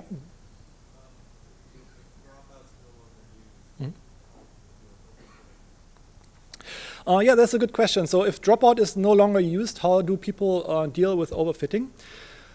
Top of my head, I mean, you still do weight decay, like L2 regularization. And the other one is, usually in pre-training, you only train for one epoch. Sometimes even less, just due to sampling. So you don't train usually over multiple epochs. So you don't really have that much overfitting. The other one is in inference. Also, when you use LLMs, there are algorithms called top P and top K sampling, where you basically say, don't give me always the next word that would occur in the training set, but look at, let's say, the top 100 words and then pick one randomly. And this also is where you create some variety that it just doesn't only memorize the training set, essentially. Other questions? No? Okay, so then let's just dive in and see how we can, let's say, use this LLM that I've just shown you. So here, that's just like a dictionary that is specifying the architectures, like the architecture above for the small model. So this is the GPT small model I've shown earlier. It has only 124 million parameters. This one has 7 billion. We will load that later at the end of the workshop. And the GPT-2 large one has, I think, 1.5 billion. So yeah, this is just the mapping, the number of heads. So the number of heads, how many heads we have in the multi-head masked attention. The n layers is the number of transformer blocks. I could have called this n transformer blocks, but when we load the weights later, that's how OpenAI called it. So I just used the same convention. Can say the context set the context length. It's how many tokens the LLM can receive. Yeah, and we just go here. So and this is essentially how the LLM would look like with some input text. So we have some text that gets tokenized, which is what we have done before. There's some embedding happening. It goes through all these layers. And then what comes out, this is quite interesting. So what comes out of the LLM are not words or text, it's vectors. So what we have here, if we have 4 token inputs, we get a tensor that consists of 4 rows. So the first row corresponds to the first token. The second row corresponds to the second token, the third to the third token, and the fourth row to the fourth token. And then we have these columns. And the columns, they represent the vocabulary size. So if I have a vocabulary size of 50,257, I will have 50,257 columns here. And so what these represent is essentially unnormalized scores for how likely this is the next token, this specific value. So later, these get normalized into values between that add up. So basically what you do is you normalize each row then so that the row sums up to 1. And when you do that, you can think of each value as a probability that this is the next token. So these are the unnormalized scores, but if let's say this is a value of, let's say these are more normalized and this is a value of 0.26 here. This would mean that with 26% probability, token ID 0 at the 0th column would be the next token. Yeah? Yeah, so negative numbers because they are unnormalized scores. But there's an additional step that you would take to normalize them. So if you have trained a deep neural network before, like to have the analogy, these would be the logits, the outputs of the last layer. And then you would apply usually a softmax function. And the softmax function would be the normalized scores. I think I do have code for this here. I will have code for this later. I will come back to this later and will actually show you how this gets converted into token IDs. But the one thing to remember for now is really that if we have 4 tokens as input, we will have a tensor that is 4 times the size of the vocabulary. And then later we will convert this back into words. Here's basically how the model would look like. So I'm hiding a bit of the detail because for this workshop, this would maybe take 5 hours to talk about each individual component. But it's essentially what I've just shown you in the figure. We have embedding layers, so from PyTorch and then embedding. Then we have dropout. And then we have these repeated transformer blocks. So if you're interested, all the code for this should be in this supplementary.py file. So there's the multi-head attention, and then layer norm, activation, feed forward, and then here the transformer block itself, which has these shortcut connections. So yeah, so you have the shortcut X, and then you add it back here. So this is the figure that I've shown you earlier, just converted into PyTorch code. Yeah, so really this cell is the whole LLM, this 127 million parameter LLM essentially. Any questions so far? Yeah, I think there are a lot of details here, but so in this workshop, the focus, I would say, is more on the input and the output to understand a bit how an LLM processes tokenized data and how we convert this back into tokens. And then we will pre-train this to see how we can actually guide it into the right direction to produce coherent text.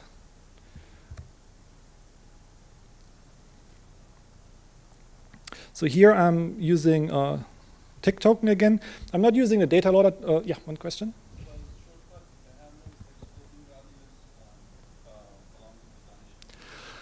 It's a good question whether the shortcut connection helps with exploding gradients.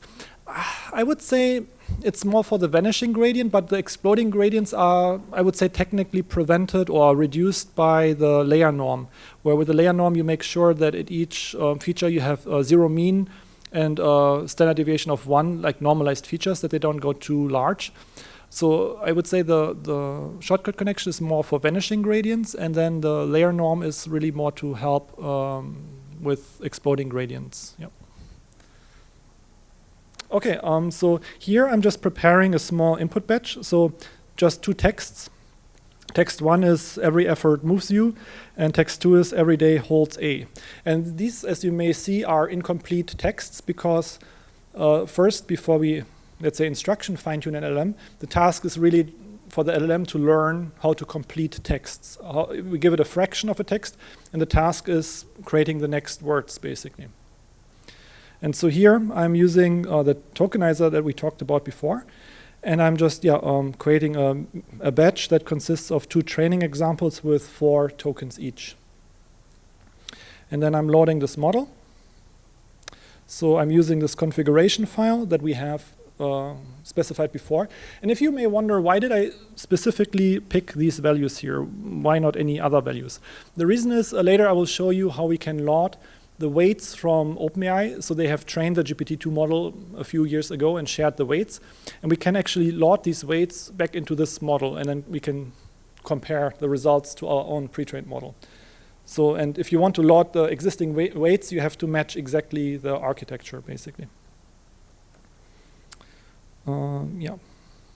So you can see, based on this here, the inputs are 2 by 4, and then the outputs are 2 by 4 by 50,257. And that's because, we have a batch size of 2, so 2 rows. Each training example has 4 tokens, and each token is now represented by a 50,257 dimensional vector. So each one of those, so if I go here, if I want the first output token, I would, let's say, do out. Let's say first row, first token, and this should give me the vector. So this is the 50,257 dimensional vector. This would be the vector corresponding to the first output token. And the task now is, how do we convert this back action into words?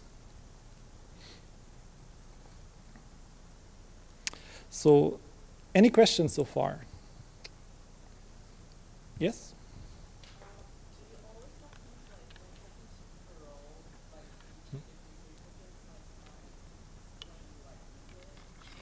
Oh, it's a good question. Why do I use 4 tokens?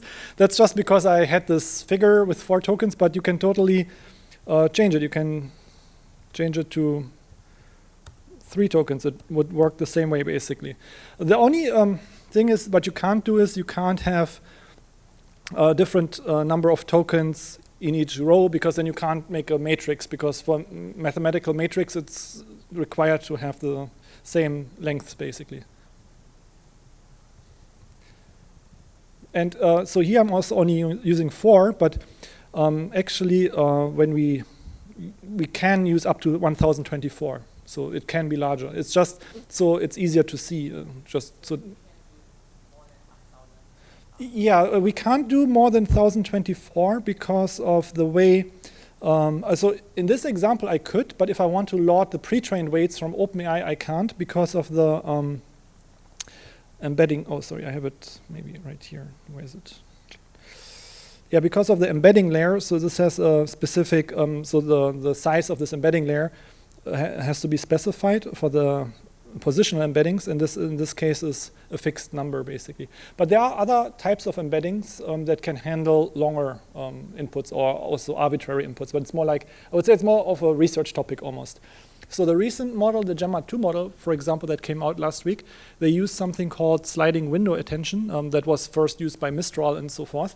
So what they do is they have a fixed size, I think 4096, but they slide it over the input. So in this way you can also have arbitrarily long inputs. But so you have a fixed input that you slide over. So there are ways you can have arbitrary inputs, but for this first GPT model, it's, let's say, a fixed size. Any other questions? Okay, so where was I? Generating text. So now basically the task is, how do we convert these tensors back into text? And how do we actually generate text that is more than just one word? So on a big picture level, how it works is in the first iteration, let's say if we have some input text that is hello, hello, I am, the LLM might generate the next token, which is A. But then it's only one token that has generated. What we then do is we append this token back to the input text and let the LLM generate another token. And then we append this model here, this red token, back as the input and generate another token.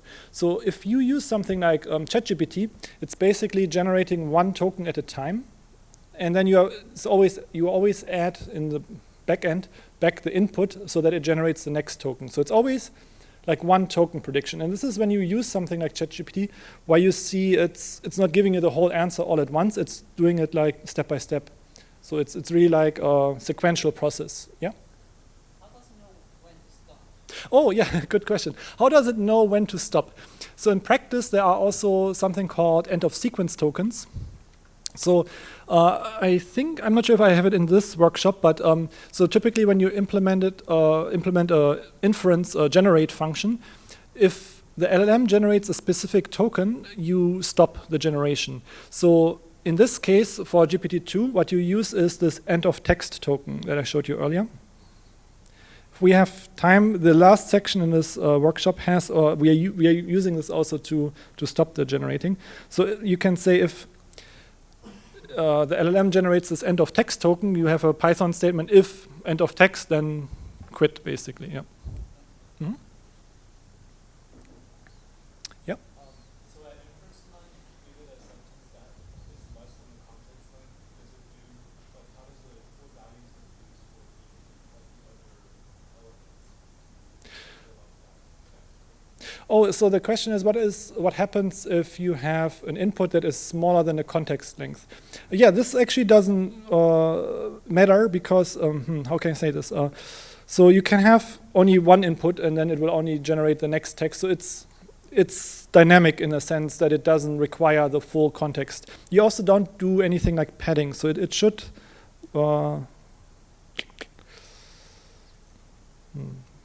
I'm just wondering where should I best show this. It's basically in the multi-head attention. It will basically just make a smaller matrix. So you don't need to fill out the context basically. So you only need to fill out the context when you want to, let's say, pre-train it, because then everything has to have the same length in the matrix. So when I go back here. So in this matrix, yeah, you want to fill it out that everyone or every row has the same length. But during inference, it can be arbitrary. It can be one token up to 1024, essentially. Okay, so now this is more on a conceptual level. What does actually happen under the hood? So this is maybe a quite important figure then to dive a bit into what's happening under the hood.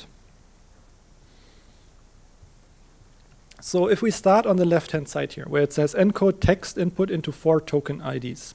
So we have this input, hello, I am.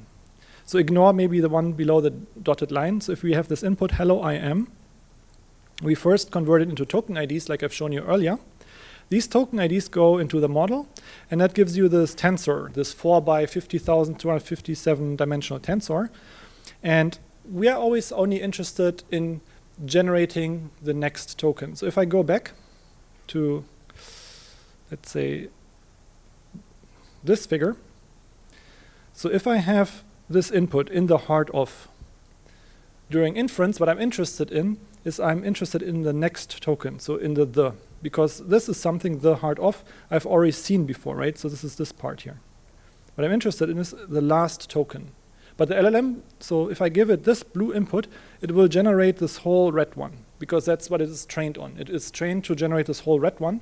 But in practice, when I use it, I don't need this first part because it's already in the input. So I want this new word and the next word. So what I do is I look only at the last row here, which is the new token, because it's the input shifted +1. So this is the future token that is not in the input. And here, I'm just showing you the values. There are 50,257 values, so they don't fit all onto this image. So I have these dots here. Now, there's the softmax function, and the softmax function normalizes the scores. So they will then sum up to 1. And then you can think of it as a probability. How likely is it that the token ID 0 is the next token? It's, let's say, 0.001%. How likely is it that this is the next token? It's 2%. How likely is it that this is the next token? It's 0.001% again. So I just look up what is the largest value in this row, and the largest value, the column position, that is the next token I generated. So here in this case, it's token ID 257. And if I plug that into my GPT tick token encoder, this will give me out the letter A. And then I have the generated token A, and then it's the sentence, hello, I am A. And if I do this again, what will happen is, if I give it the input, hello, I am A, it will generate model, basically. And you do this, this one here, basically in a loop, until you either reached the total number of new tokens you want to generate, or until you have encountered an end-of-text token, essentially. So it's maybe a bit complex, but fundamentally, just to summarize, you are giving it the token IDs. It gives you out this tensor. You take the last value corresponding to the next token, normalize it, and look up what is the largest value. You can actually also skip the normalization step, and you can also directly look up the largest logits value because they correspond to each other. I'm just showing you the probabilities to make it a bit more intuitive. Yeah, any questions? So maybe let me just show you the code and then we can dive into questions. So here's the code that implements this figure. So it's actually only a few lines of code. So we say, let's say we want, so here I don't have this end of text token, but you could technically add it. I just wanted to keep it simple. So here we generate a max number of tokens. So let's say I want to generate 10 tokens. Then I say, okay, for each of the 10 tokens I want to generate, this is an optional step, I prune the size. So if this is actually, let's say, not necessary, but if I have longer inputs than I can support, I would just truncate them. Here's the interesting part. So here what happens is I'm just giving the index, the token IDs, to my model. Then I extract the last column, the last row. So this is the batch dimension. This is the token dimension, and the last one is this 50,000 so-and-so dimension. So what I want is, I want this row, which is the second position in this tensor. If I would use -1 at the last position, I would be selecting this whole column here, which is not what I want. I want to select the last row. So that's what I'm doing here. Then I'm normalizing with the softmax. And here with the argmax, I'm saying, give me the position here, give me this position that has the highest value. And then I just concatenate the input back to the next, with the next token. And I do this, let's say, until I reach the number of max tokens. So if I want to generate 10 tokens, it will do this 10 times and give me the text. So here's maybe one more thing. It's the same figure just shown, or the same concept just shown in a different figure to maybe iterate again how it works. So you give it the token IDs, you predict the next token, add it back to the input, generate the next token, add it to the input, generate the next token. It's like this sequential process again. And I think, I don't have, this is an exercise, okay. So I have some exercise now for you to actually use this function to generate text with this LLM. So how you would use it is, you would call generate text simple, call it on the model, give it the token IDs, and specify a number of max tokens. You can basically, just to give you a starter idea. You will have to do something to make it work, but this model should be just model, I think.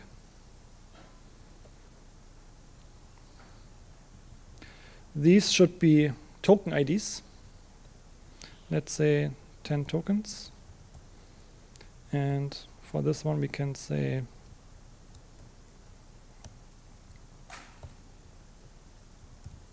we had this config file, right?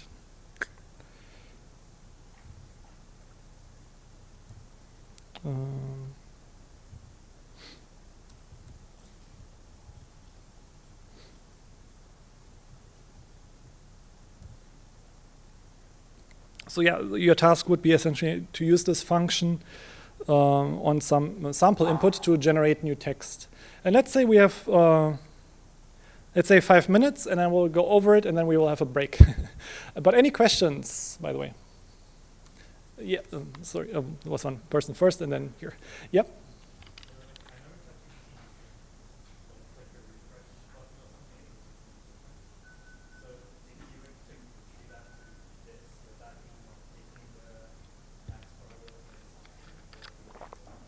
Oh, so the question is, when you use something like ChatGPT, it will give you different results sometimes. And with this argmax, it looks like it will always give you the same results. That's the question, right? Okay, so that's a good question, because we have this argmax, so it will deterministically always give us the most likely token. So I'm not showing that here. I'm actually calling it generate text simple, because this is like really a simplified version. In practice, it's a good question. You would have 2 concepts that you would add, at least 2. One is temperature scaling, where you divide the softmax by a number to make it more uniform rather than like peaky. So that, and then what you do is you do something either like top P or top K sampling. Let's say top K sampling, which means you would take a look at the top K probabilities. So in this case, we are always greedily taking the largest one, but what you would do is you would take the 10 or 100 largest ones and then pick one of them randomly. So in that sense, this is why in ChatGPT, you get different results when you enter the same text, because it's not always taking the most likely token, it's randomly taking one of the first 100 most likely tokens. And the reason it's, let's say, 100 and on all of the vocabulary is you don't want it to generate also garbage, basically. So you are saying, okay, these are 100 likely next words. Pick one of those, basically. And then it generates a bit more variety. And in practice, another concept that is added on top of it is beam search. So it's also doing it in different paths. And then, okay, this is a good sentence based on the likelihood, and then it will return that sentence. So it's a bit more sophisticated than just the argmax, but the argmax here is how we would do deterministic decoding, and also how it would work, let's say, during training, when you want it to predict the next word. So first, to minimize the loss on the training set. But it's a good question, yeah. There was another question here? Yeah, I think I'm a little bit confused. Mm-hmm. Where does generate text sample connects to the architecture? Is after it runs all the GPT architecture? Yep. It's a good question. So it's basically, where does this generate text simple fit into the whole concept? So this is actually on top of the model. So we have the model as input to this function, and then here we give it the input data, and then the input data would run through the model. So you can think of this generate text simple function as a wrapper around the model, essentially. And also as a hint, if you completed this exercise successfully, you will notice this will probably not generate any coherent text yet, because we haven't pre-trained this. So the pre-training will be then in the next lecture. But it's just to get a sense of what is happening here. Any other questions? Yep. Eventually, when sort of set the higher up and this number, you initialize the model and then you have the model batch. Is that just going to be the random initialization? Oh yeah. So the question is, where is the random initialization happening? This would be happening when we initialize the model, which is right here. Yeah.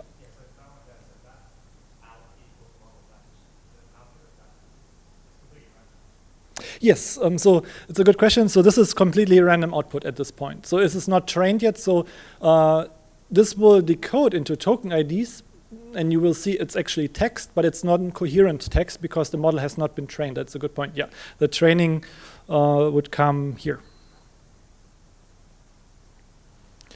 Any other questions?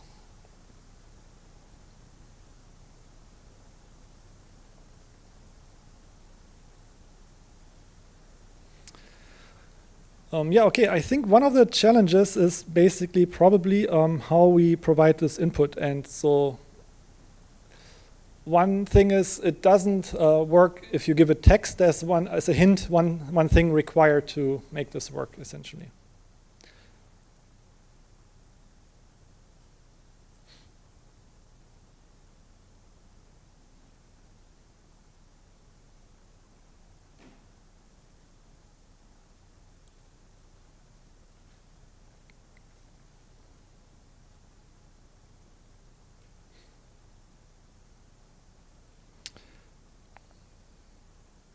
Actually, when I'm talking, I'm usually not reading my own notes, but I have also some notes here for the exercise.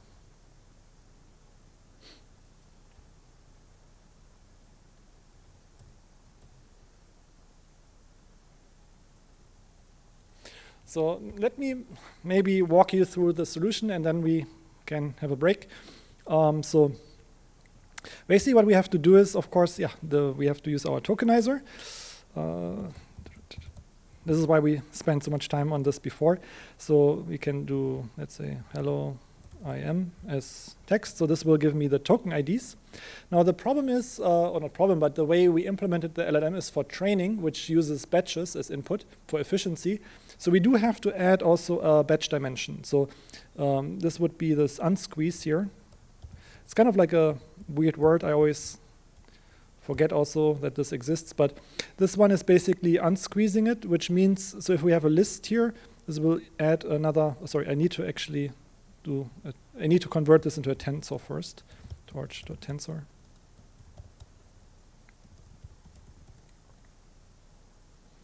and then I can unsqueeze it. So maybe just to show you how it looks like before. So before it's like a one-dimensional tensor or like a vector, and now I'm converting it into a batch. So it's batch size of 1, so it looks kind of like the same, but you can see there's another square bracket added to this.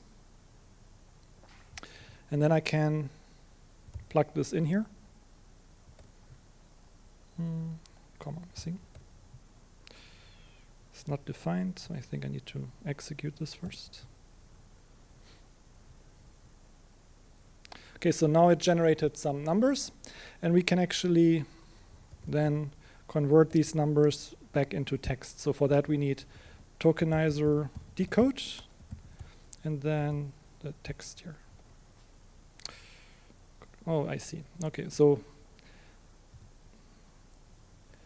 out is, again, has a batch dimension, but the tokenizer doesn't like the batch dimension, so we have to squeeze this again.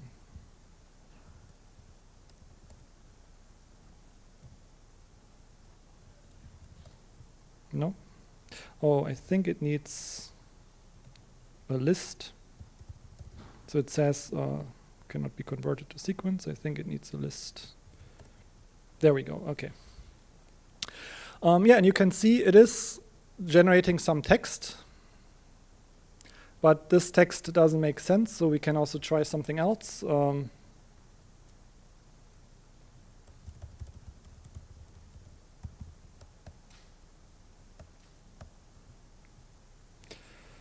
Yeah, it's generating words because these token IDs, they exist as words in this tokenizer, but you can see this doesn't really make sense, right? This is just some arbitrary text, and that is because we have not pre-trained the model. So in order for the model to generate anything useful, we will have to train the model so that the weights learn what text it should generate. Right now it's just like a random mishmash of words.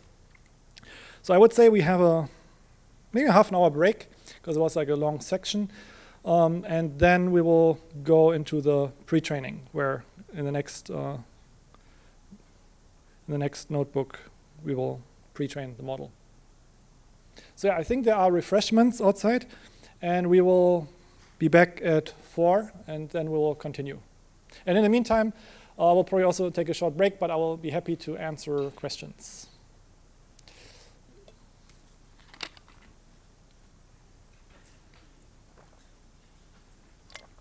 Yes? Oh yeah, I will come over there.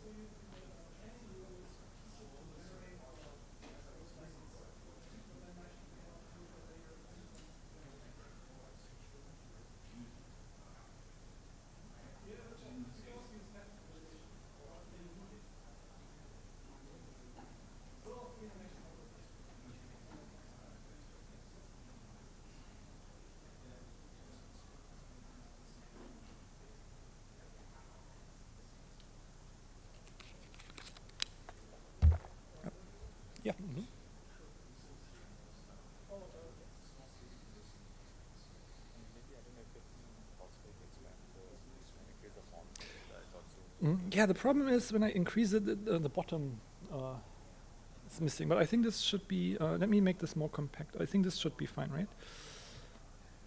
Wait, let's move this up here.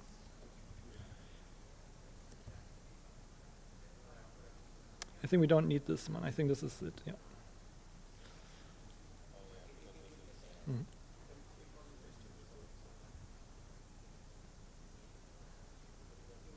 Mm?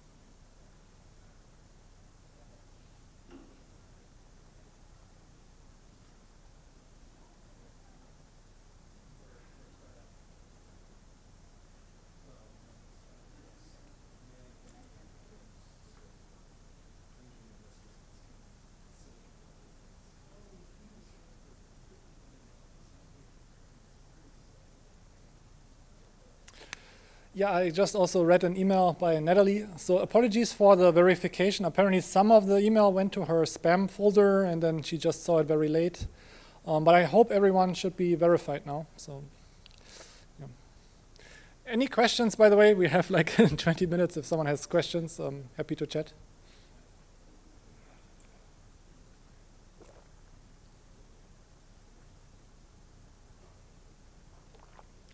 I haven't done this in a long time, so my voice is like... it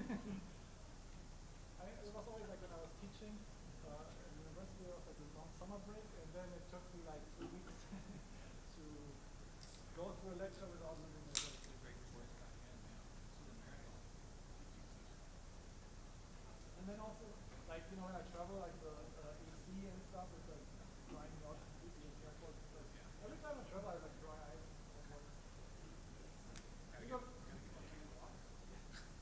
Actually, so I wanted to, I ran a risk of the student, I wanted to get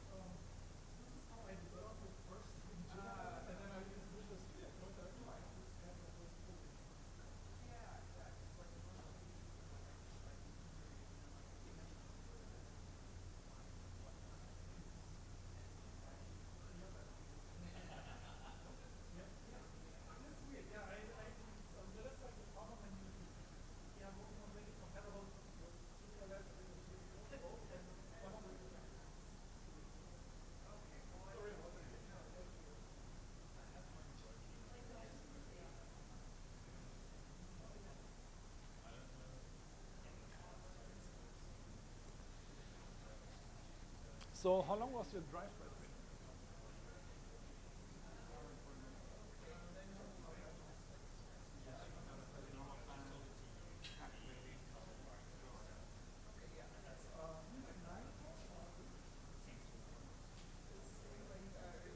I have a niece who is 2 years older, 2 months older. She's just starting to walk.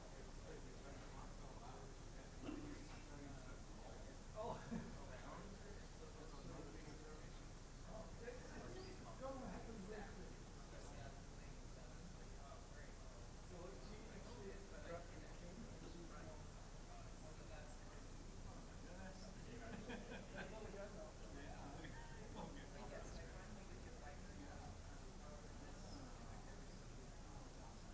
They grow fast.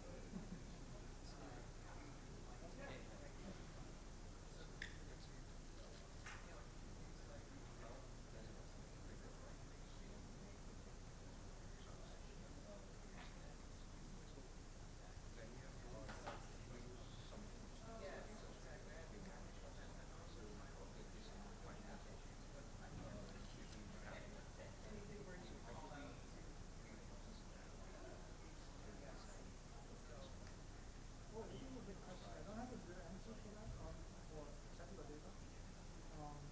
There was a paper that proposed a method for the if you look for LLMs for tabular data or something, then you'll find two things. One is like it works like tabular data, but then really extracting table data. But I know that ChatGPT has a little computer screenshot that can then convert it into markdown. And then you can use it for something like that. But it's, I don't know exactly how. And it's interesting, I used Llama Index for building a retrieval augmented generation technique. And you have the function to process it. But I don't know what happens with it.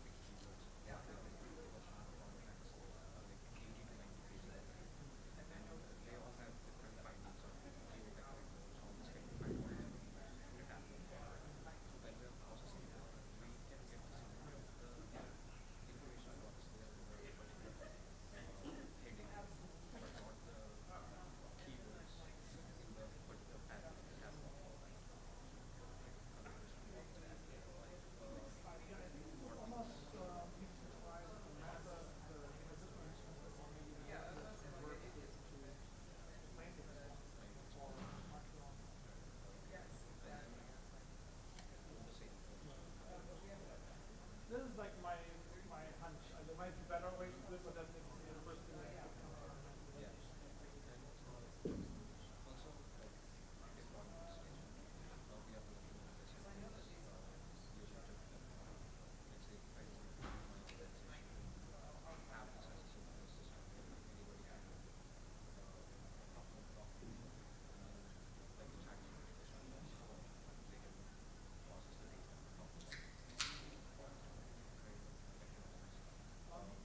It's a good question.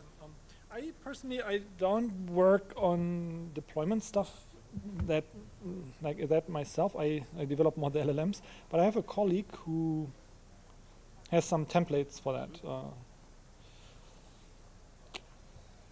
See if you go to templates, public.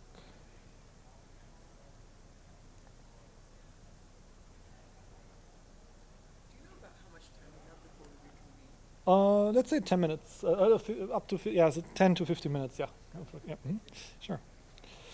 One of these rack ones, I know that.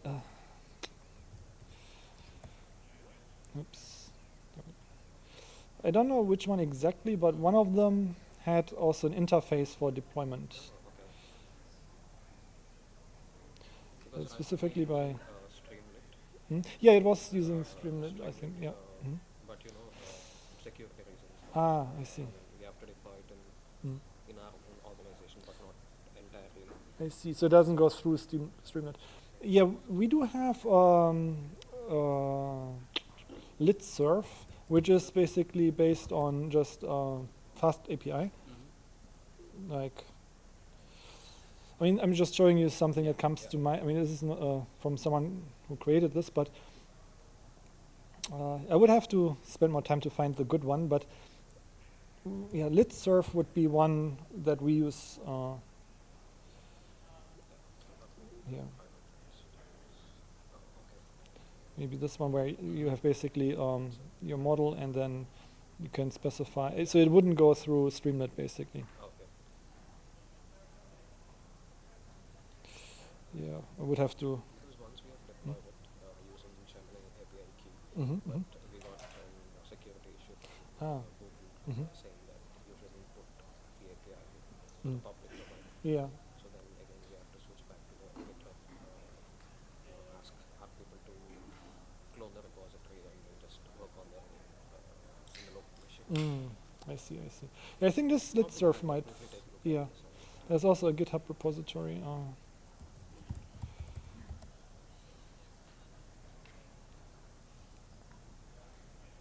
Yeah, so it's basically what my colleagues use for serving most of the time, yeah.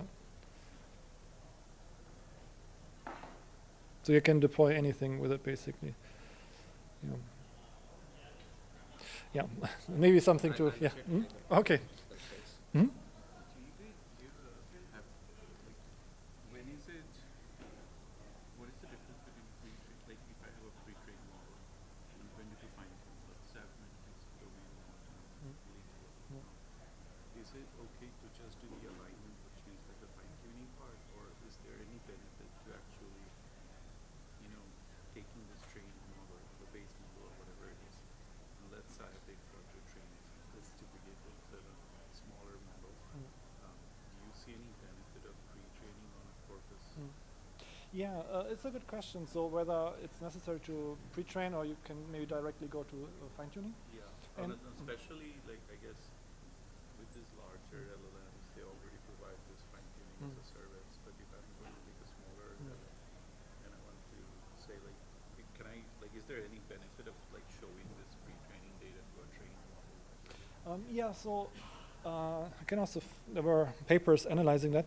The general notion is that fine-tuning is better for, I would see too if I can find the paper, because I don't have the. There was a paper basically showing, I'm just trying to find it, where fine-tuning, so you can do both pre-training and fine-tuning, but pre-training is better or more effective for soaking up knowledge. I mean, this is maybe not the perfect one, but so here continued pre-training and instruction fine-tuning, where so if you do pre-training, you learn more quicker. So this is for full. It is not LoRa. This is for full fine-tuning. You can see the accuracy goes up faster than with instruction fine-tuning. But so this is for knowledge tasks. But you can do also instruction fine-tuning. It's just if you want to learn new knowledge, then this is continued pre-training is more efficient. And how do you define this? So you're saying knowledge as in factual stuff? Yeah, like something, it's not necessarily following the instruction, but if you have a LLM, let's say that has been trained on medical documents only, but now you wanted to do math or something.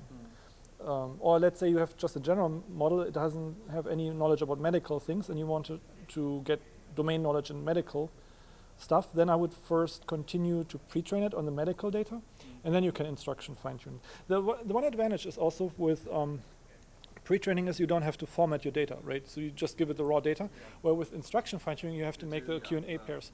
There was a paper though, there's so many papers, but there was one that showed if you convert the pre-training into Q&A format, then you can also learn very effectively new knowledge. But it's an additional. But that's a sort of a fine-tuning. Yeah, I mean continued pre-training. So that's also a good term. Sorry, good point, because some people complain that this is like overloaded term. So when I say fine-tuning, in LLM land, people usually mean instruction fine-tuning on instruction data, but in classical deep learning, fine-tuning would be continued pre-training. Okay. So basic. The point is like if there was any RAG application you wanted to build, would it be better? Of course, there's that whole like typical RAG of stuff, but if you actually took the model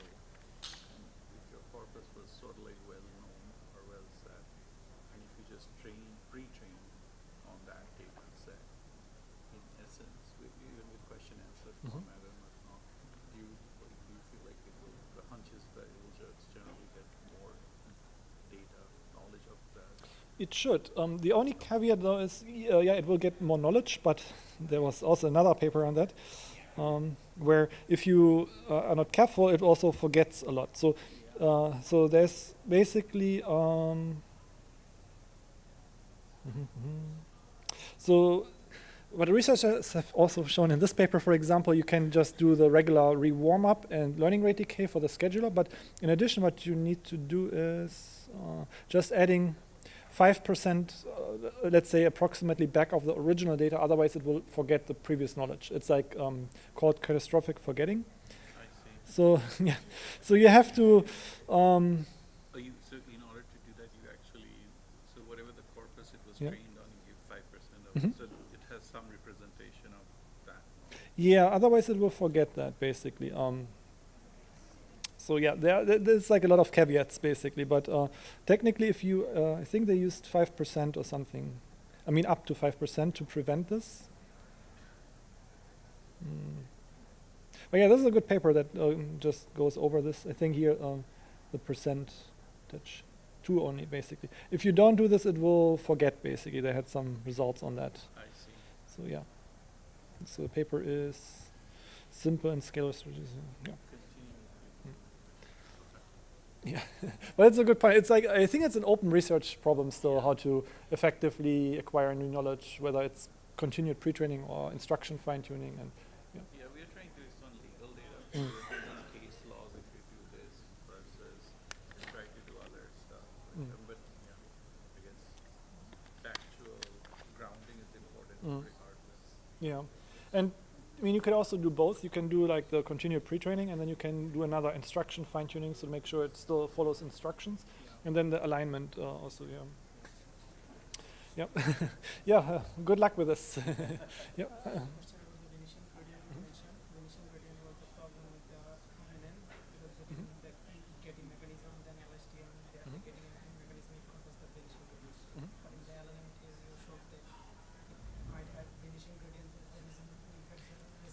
Yep.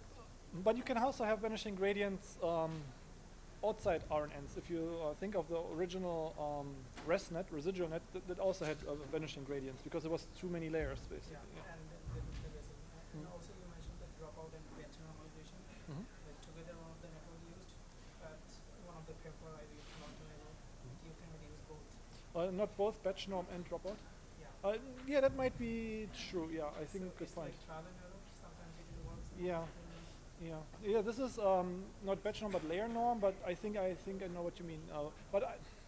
It's like you can use both, but sometimes it works, sometimes it doesn't, because you kind of I think batch norm should be fine though, because you are masking out features. But if you're masking out, I don't know. They did use it, but I did also do experiments with and without dropout, and without dropout it actually works better for me. So I think you don't really need dropout, and newer architectures don't use it. I have it in there because that's what they've used in the original GPT-2 paper. They used only very little. Because for the tabular data, dropout, batch norm together didn't work well.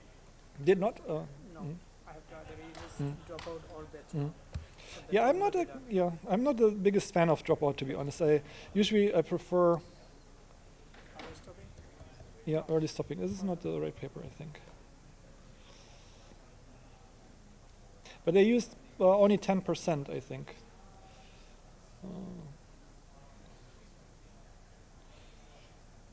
Maybe it was the paper, but there is definitely dropout in there. Huh, why don't I find it?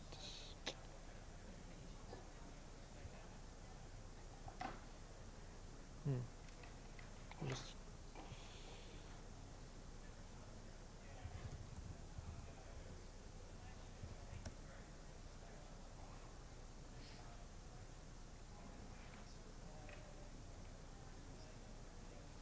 this gives me the right paper.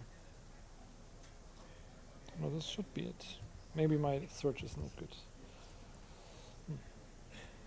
I'm like 100% sure they used 10% dropout because I really wanted to match this. Maybe it was in the first paper.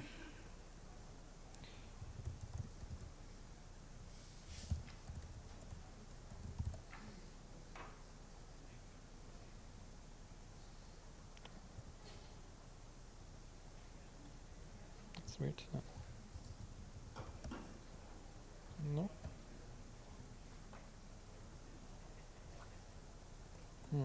Maybe the GPT-3 paper then.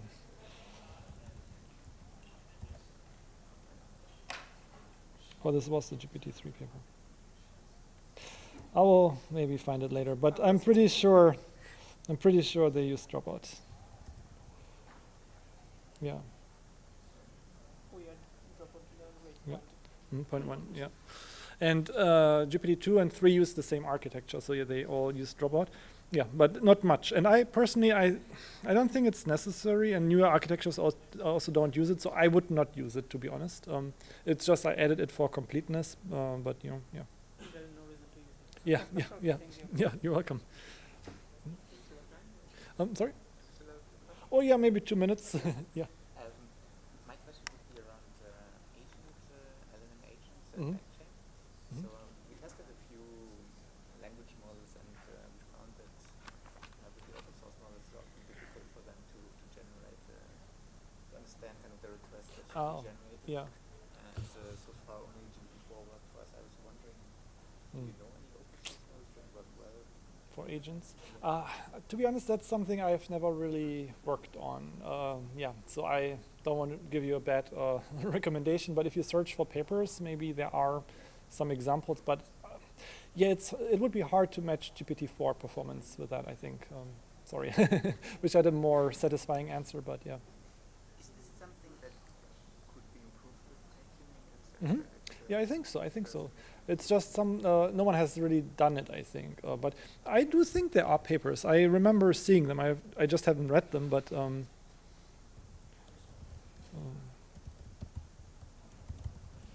I'm pretty sure I've seen papers on that. I'm just not super familiar on how well they perform. So yeah, so I don't want to give a bad recommendation here. So, but yeah,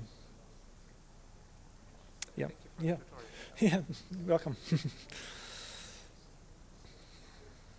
Okay, I think we are at 4 p.m. now. Slowly, maybe getting started with the next section.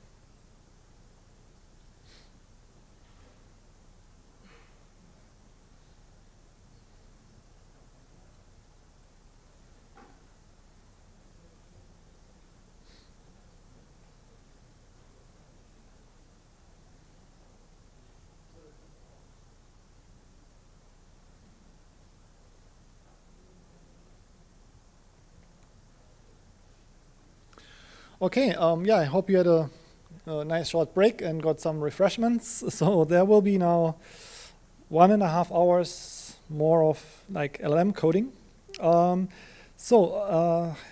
we are going to tackle Notebook 4.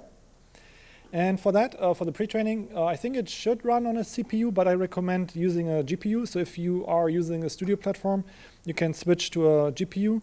Which one doesn't really matter, but you can use the L4 or A10G, for example. There should be free credits to do that for 22 hours or something like that, so it should be definitely enough for this workshop.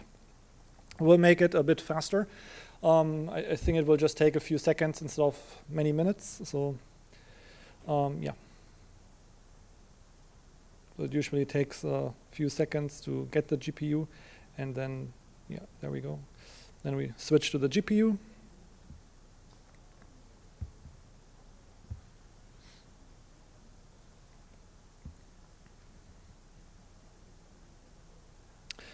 And so in this notebook, we are now going to take the architecture we have just implemented in the previous notebook and we'll pre-train it on the data that you prepared in the first notebook.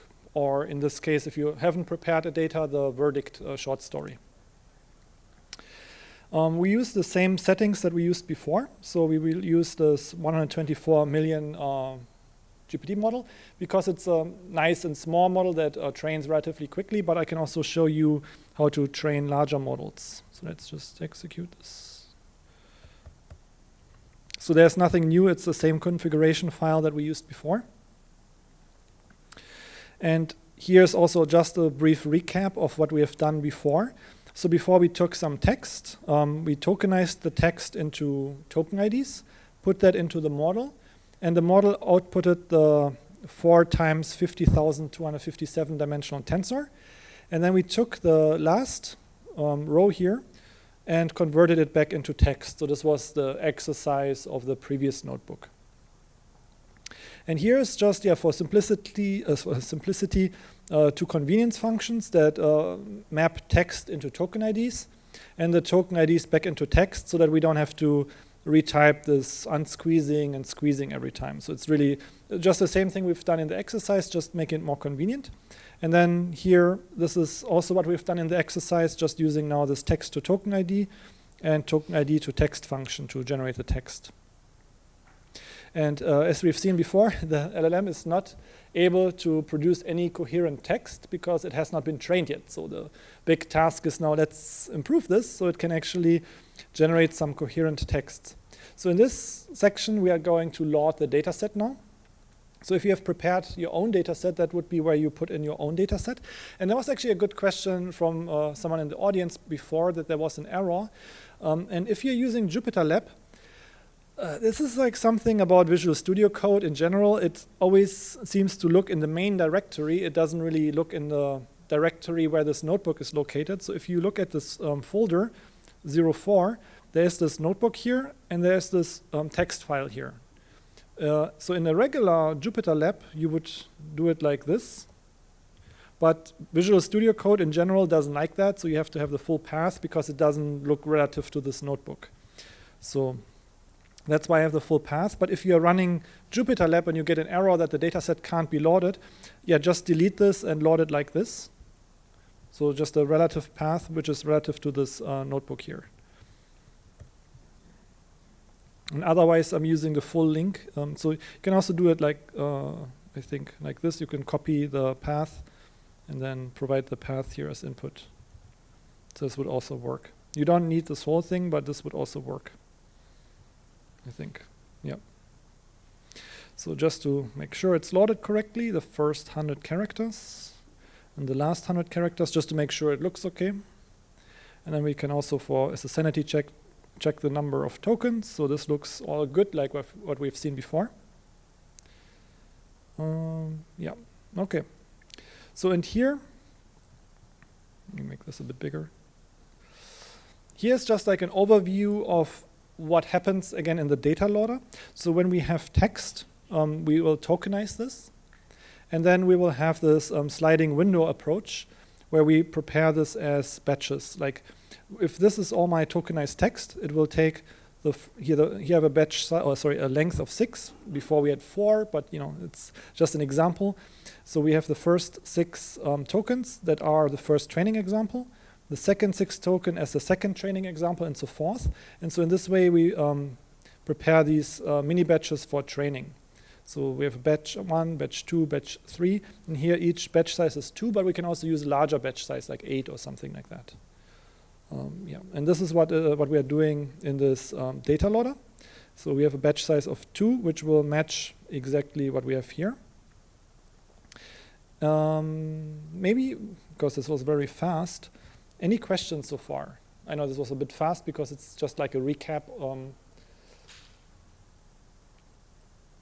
Yeah, so I was just recapping what we've done before, just with slightly different figures.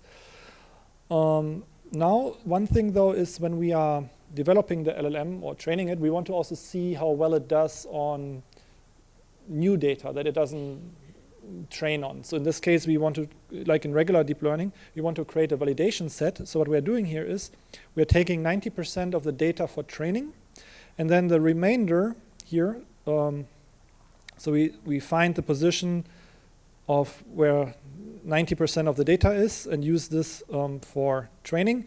And the remainder, the last 10%, they will be used for validation, just as a sanity check to see how well does the model perform on non-training data, and that will allow us to see how much the model is overfitting when we are training it. So we will calculate a training loss and a validation loss, and then we can see, oh, at this point the model starts overfitting a lot, for example. So what we are doing here now is we have a batch size of 2. We set the max length of the inputs. We can set that to the context length of the LLM. So if the context length is 1024, then we will have batches here that are 1024 columns, or one row consists of 1024 entries. And then the stride is essentially by how much we slide over this window. So if I have, let's say, 6 here, and I have a stride of 6, it will slide over by 6 positions so that we don't have any overlap. We can have some overlap, it works well too, but I recommend not having any overlap to also reduce the amount of overfitting. And then we are also shuffling the batches so that they are in random order. It's not necessary, but also can help with overfitting. And this drop last true means if you have a data set like this, for example, where if you do this sliding window approach and the last entry, it's not divisible by the length here, it will be shorter. Let's say that because if you do the sliding window, it might be that you're running out and the last one has only 3 entries. And so we are dropping that. It's not required, but in general in deep learning, it's usually more stable during training if you make sure that the size is always the same instead of having a shorter one, basically. And this is for the training order. So this is just regular PyTorch stuff that we would do in deep learning. It's not really specific to LLMs, this shuffle and drop last. It's regular deep learning stuff. And then we have the same for the validation set, except here in validation we don't really need to shuffle, and we don't need to drop this last thing because we're not training on this. So there's no problem with that. Okay, just a sanity check that everything loads correctly. So here, what I'm doing is I'm just iterating over the training loader, and I'm just visualizing the shape of the inputs and the outputs. So the inputs are batch size 2, and I have a context length of 256. So there are 256 tokens in each row, and I have the same for my target data. And that is because, like I've shown you earlier, the targets, so the inputs and the targets are essentially the same size tensors, except the contents are slightly different, where in the targets it's shifted over by 1 position. But otherwise it's the same concept, the same tensor. So this is why you can see the X, the input shape, and the Y, the target shape, have the same dimension. And here, this is for the validation set. It's very small. It's only this one batch, basically, because it's just such a small data set. Any questions so far? So this was just loading the data loader that we had from the first notebook, just as a sanity check to count the number of training tokens. So the model will be trained on 4,600 tokens, and we will validate on 512 tokens. So in total, we have 5,120 tokens. And yeah, now it's where it gets a bit more interesting, because everything else was just like a brief recap. So now we are defining this device, which will, if it's training on a GPU, it will use that GPU. So if you have switched to a GPU, this will use this CUDA device, and otherwise, if it's not available, it will use a CPU. Both work, but GPU would be faster in this case. We set a random seed just for reproducibility so that you get the same results I'm getting. And here, we are computing the initial loss of the training and validation sets, just like as a reference point.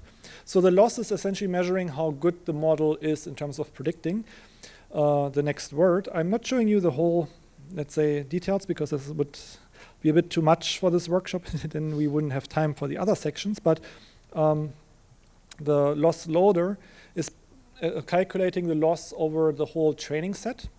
And I'm doing it this way because feeding the whole training set to the model would be too large, so it would run out of memory. So I'm doing it in batch steps. And yeah, this is basically iterating over the data set and computing the loss over the batch, basically. And so if we execute this, it will give us the loss of the untrained model that we have not trained yet. And it's a very high loss. So in this case, it's about 10.1 for both the training and the validation set. And like in regular deep learning, the goal would be now to minimize this loss so it goes towards zero, basically. And if you are wondering why I'm using this torch no grad, and that is like a PyTorch, I would say, gotcha. If you forget to do this and you call this function multiple times, it will create a computation graph in the back end. And at some point, you will run out of memory. So when we are training, there's a function in PyTorch, it's loss.backward, which will clear the graph. But if we are just using inference, or here in inference, there is no backward, so we are never clearing that graph. And then we would build this large computation graph in the background that we don't need because we're not training. So that's why in PyTorch, it's always a good idea, if you're not training, to use this torch no grad to save memory. Any questions so far? Okay, so this was just the setup. Now comes the interesting part, the training. And if you have done deep learning before, everything here should be relatively familiar because honestly, there is nothing really special about like a training loop for LLMs compared to other deep neural networks. The only difference is the data set, how the data set looks like. But everything else is very similar. So you iterate over the number of epochs, the training epochs. With large LLMs and large data sets, because the data sets are so large, you would only do one training epoch. But in our case, our data set is relatively small. So we are going to do multiple epochs. And then for each epoch, where epoch means one pass over the training set. So going from the beginning of the data set to the end, this means one epoch, like just one complete pass.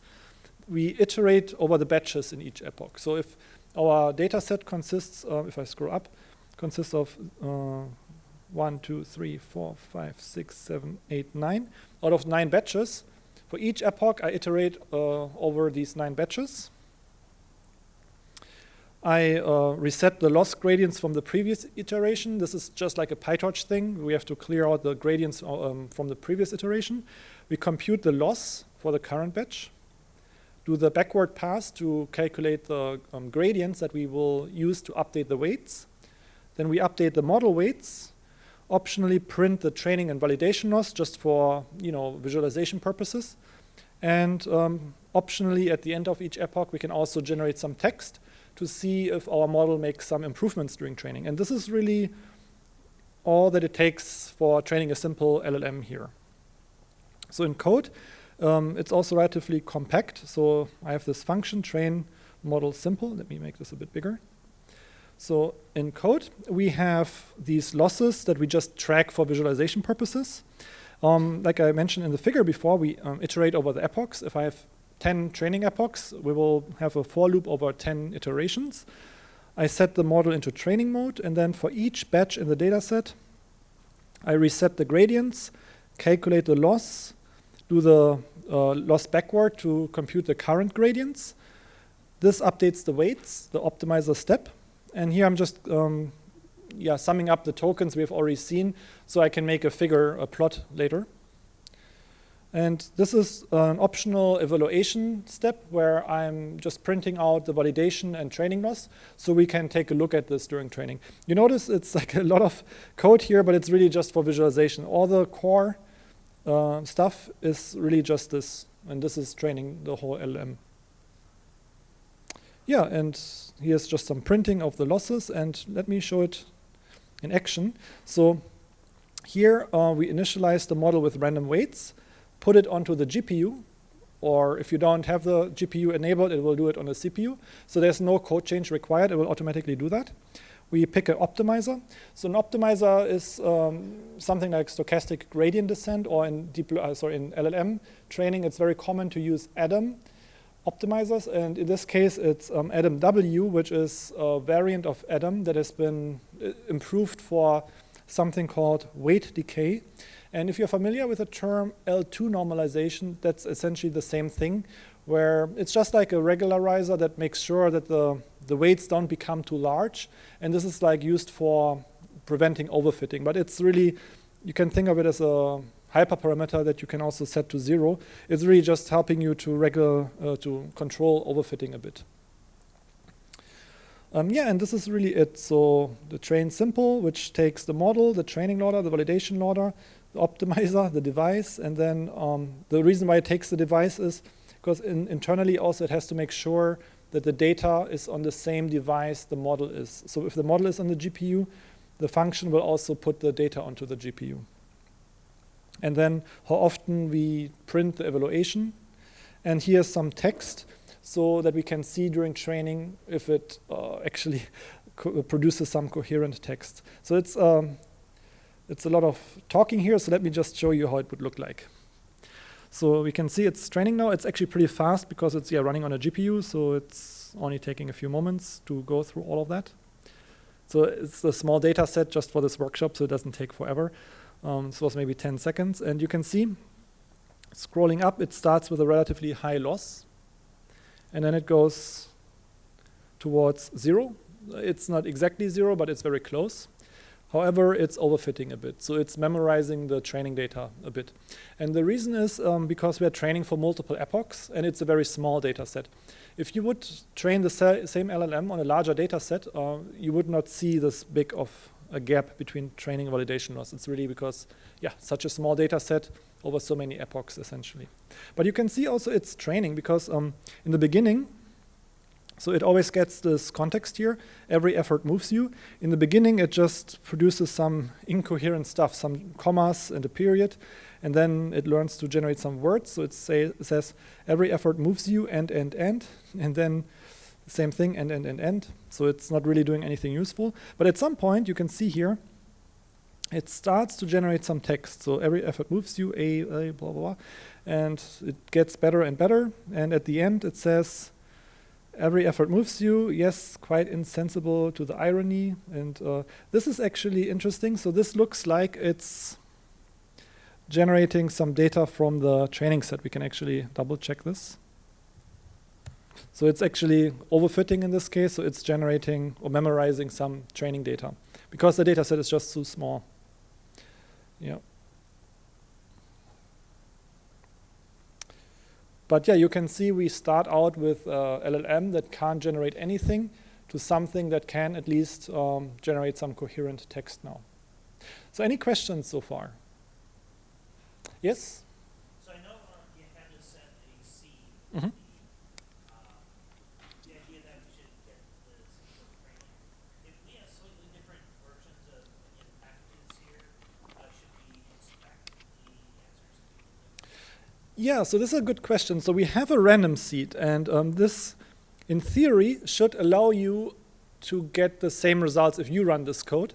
In practice, that might not be the case. And so first to explain this random seed, what it does is when we initialize the model, it makes sure that we get the same initial weights for the model. And then the second one is we do shuffling in the data set. So when I initialize the data set, there was some shuffling here. And this random seed makes sure that if you run this again, you get the same shuffling order. So in theory, it should be fully reproducible. But in practice, like you said, if you have slightly different package versions, you might get different results. And you might also get slightly different results when you run the code on a CPU or on a GPU. This is unfortunately unavoidable. But if I would run this code again, I should get the same results. Or if you run this code on the same hardware with the same software versions, you would also get the same results. But yeah, in theory, because in PyTorch, not all of the code is 100% equivalent on CPU and GPU. There's sometimes some approximation. And the same is true in the GPU hardware. You don't 100% get the same results. And in this case, you might see something slightly different. But if you yourself run it again, you should get the same results. Yes? How do you decide what the number of Yeah, that's a good question. How do we decide the number of epochs? So in practice, if you look at papers that train large language models, they usually nowadays don't often share these details, but it's usually one epoch. So people don't train for multiple epochs because they have already so much data from the web that, yeah, they don't need to train multiple epochs. But in our case, because the data set is so small, I train it for multiple epochs because you can see after the first epoch it's not doing anything useful. So in this case it's more like by eye. I'm just looking at, oh, what is the quality of this text, and at some point, oh, this looks good, so 10 epochs is reasonable. And maybe to just also show you, so there's a plotting function. You can also look at the training loss. So you basically want the training loss to be very close to 0, so around 0 to 1, maybe 2, but not that much higher. So usually you go by training loss. But in practice, if you train a general model on a large data set, usually you will see that after one epoch already. It's a good question. So based on overfitting, yes, you might think 2 is the best, but you can also see in practice, if you look after the second epoch, it doesn't do anything useful yet, right? So yeah, there is no overfitting, but then also it doesn't do anything useful. So you do have to do a bit more here. And in practice, there are, techniques to prevent this overfitting by this top P sampling or top K sampling when you generate text, that you don't always select the next token that is as the most likely token, but you sample from the first 100 tokens. And in this sense, it's then preventing this memorization. So yeah, so you can address this memorization or overfitting in inference by not always sampling the next likely token, but sampling from the 100 most likely tokens, basically. Yes? You're calling this pretraining. Mm-hmm. What's the difference between pretraining and training? That's a good question. I'm calling this pre-training because we start with random weights, and then the model learns how to generate text basically from this data. But then after that, there is also a stage called fine-tuning. So fine-tuning we usually refer to when we talk about instruction fine-tuning. It's very, I would say, specific to LLMs, where if you talk about deep learning in general, there is a concept called transfer learning, where you have a pre-trained model, and then when you apply it to new data or train it on new data, you call it fine-tuning. In LLM land, people call that continued pre-training or continual pre-training. So everything that is, let's say, not instruction fine-tuning is often called continued pre-training. So if I would take this model and further train it on a new data set, so let's say you have a medical data set or some other code data set you want to train this model on, in LLM context, people would call that continued pre-training. And then instruction fine-tuning, if we get to this, so there's a concept of instruction fine-tuning where we train this model to follow human instructions. For example, if I have something like convert 45 kilometers into meters, the desired response would be 45 kilometers is 45,000 meters. Like this kind of format, this is usually called instruction fine-tuning, but sometimes people also just call it fine-tuning in the context of LLMs. In our case, we are not doing it yet. We are just giving it raw data that has not been structured in any specific way. So yeah, here's basically how it looks like. Just showing you how many tokens it has seen and the number of epochs. And we can see in the solid line here, the training loss goes down, where the validation loss stagnates at some point. So it's improving in terms of the training loss, but not so much on the validation loss. We will load also the weights from OpenAI, which are a bit better. But so far, this is a model that can generate text. And let's say as a short exercise, like let's say 5 to 7 minutes or so, try out this model to generate some new text, basically. Like similar to what you have done at the bottom of this notebook. Now applying this essentially to this fine-tuned model and see if the text makes more sense than before.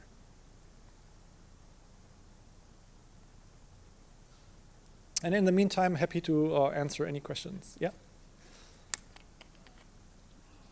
I try to generate some new text with this pre-trained model, I get an error that I have two tensors, one on the GPT. Oh, yeah. Mm-hmm. That's a good point. So there might be an error then if you try to generate data that the model is on the GPU, but the data is not. So in this case, you have to transfer the data also to the GPU. Or you transfer the model back to the CPU, either way. So let's see, let's make a new cell here. If you have a tensor, and let's say this tensor is torch.tensor, something like this. What you would do is you would do tensor equals tensor to device. And then let's actually do it step by step. Let's print this out. Print tensor. So it would be the tensor that we generated on a CPU, and then we can transfer it to the GPU. So we can see now it's on that CUDA device. So you add basically two devices here. Yeah. Yes? Question about the Lightning AI platform. Mm-hmm. Would you recommend using it for other sorts of deep learning research that aren't about generative AI, like multi-systems and stuff? So the question is if you can use this Lightning AI framework or a platform for other things than LLMs. Yeah, 100%. It's essentially like, just a computing platform. You can do anything with it. So basically the idea behind it is like it is a convenient environment where you can use GPUs and switch back and forth between GPUs and CPUs essentially. And yeah, you can also run jobs basically, jobs that are executed not in an interactive session, so you can do that. And it's very general essentially. So yeah, you can, there was actually a question about serving deployment. So you can also deploy things. And there are lots of templates. So if you want to see some other examples, so if you go to Studio Templates, it's just like examples, like GitHub repositories that people build. There's a lot of them, so it's taking a while. But there are lots of examples of other things, anything from image to serving to audio, and yeah. JAX, it doesn't even have to be PyTorch, it can be anything basically, function calling, LLMs and stuff. So yeah, there are some templates to get started, but also going back to the earlier things I've shown. So here, for example, no, that's not this one, the next one I think. So like deploying an LLM and then serving it as an endpoint where I can then run this on my own access it on my own session, for example. There are like lots of use cases, but fundamentally you can think of it more as a, like a compute platform like Google Colab, but with multiple GPUs and Visual Studio Code and yeah, more features essentially. Yeah.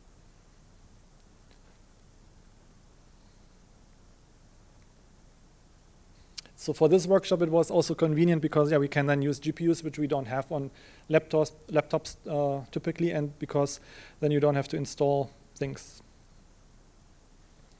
Oops. Actually, also one more thing, a nice thing, I'm currently working with a research intern. You can also live share a session and then send someone that link. And then you can do pair programming live in the same thing, which is actually quite useful because the intern is based in a different city than I am, so we do sometimes pair programming in shared live session.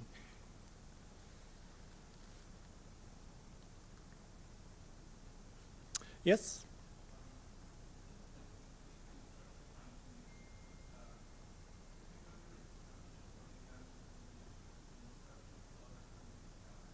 Oh, let me come over there.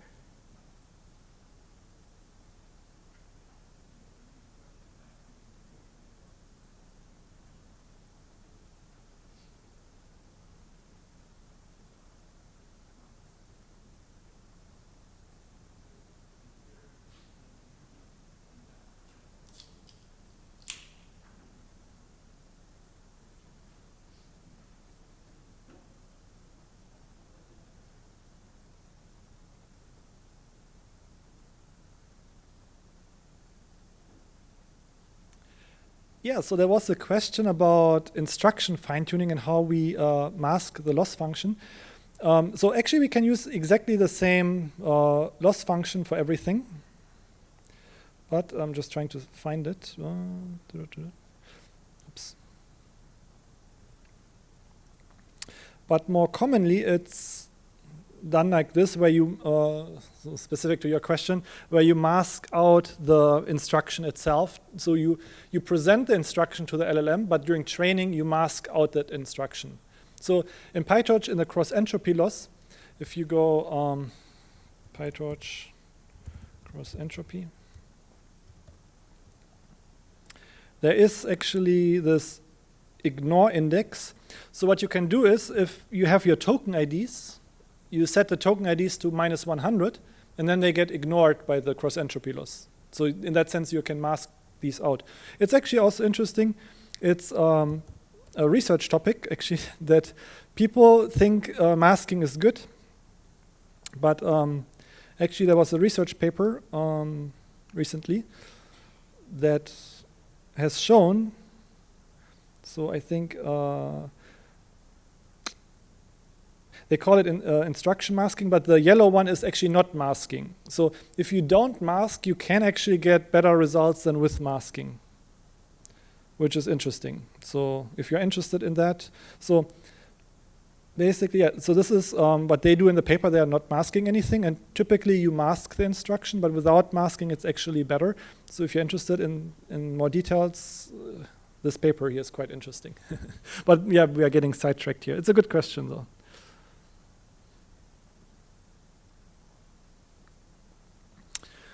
Okay, so let me maybe show you the solution. So the lazy way of doing it would be essentially just copying. I think we've done that somewhere here.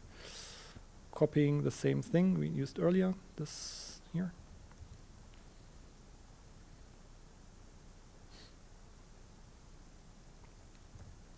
And I think this might get an error related to what someone else had here. Let's see. Yeah, so this says now expect all tensors to be on the same device. So earlier when we executed this code, the model was on the CPU. So this worked because the data was also on the CPU. But the data, so the input data here, is in a CPU where the model is on the GPU. So what we have to do is to device, essentially.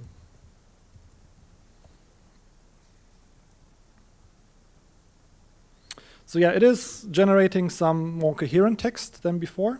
Can actually, let's say, some more tokens. But it is still not great. And this is because we only trained the model on a small data set, and it is overfitting quite a bit. So in the next notebook, I will then show you how we load pre-trained weights, because in practice, pre-training a model is relatively expensive. It, for the GPT-2 model, it might take a few weeks to pre-train it. For larger models, Llama 3, it costs hundreds of thousands to millions of dollars to do it. So in practice, we usually use pre-trained weights, and then we fine-tune the model, which is essentially what the last part of this workshop will focus on. So yeah, so in the next notebook, we will be using pre-trained weights, and then I will show you also how to load other models like Llama, Mistral, Phi, and so forth. So, but are there any questions about anything so far? And I was going pretty fast because I wanted to show you also the fine-tuning at the end of the workshop. But if there are any questions, happy to chat. Sorry?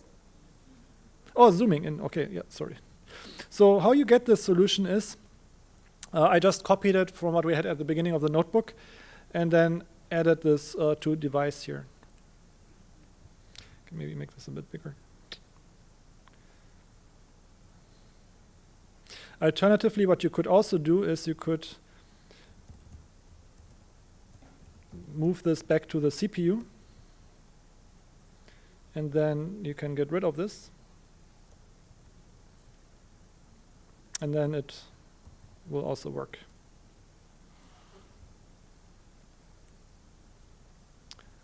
OK, let's load some pre-trained weights then. So there are two parts. One will be loading pre-trained weights into the architecture that we just pre-trained. And then the second part will be using other LLMs that are more capable than this GPT-2 model. So yeah, loading pre-trained weights. So we will need TensorFlow for this. And the reason is because the original GPT-2 model was trained in TensorFlow. So OpenAI shared the weights, but they shared them in TensorFlow format. So we will need to install TensorFlow to load the weights, which we then can convert into a PyTorch format.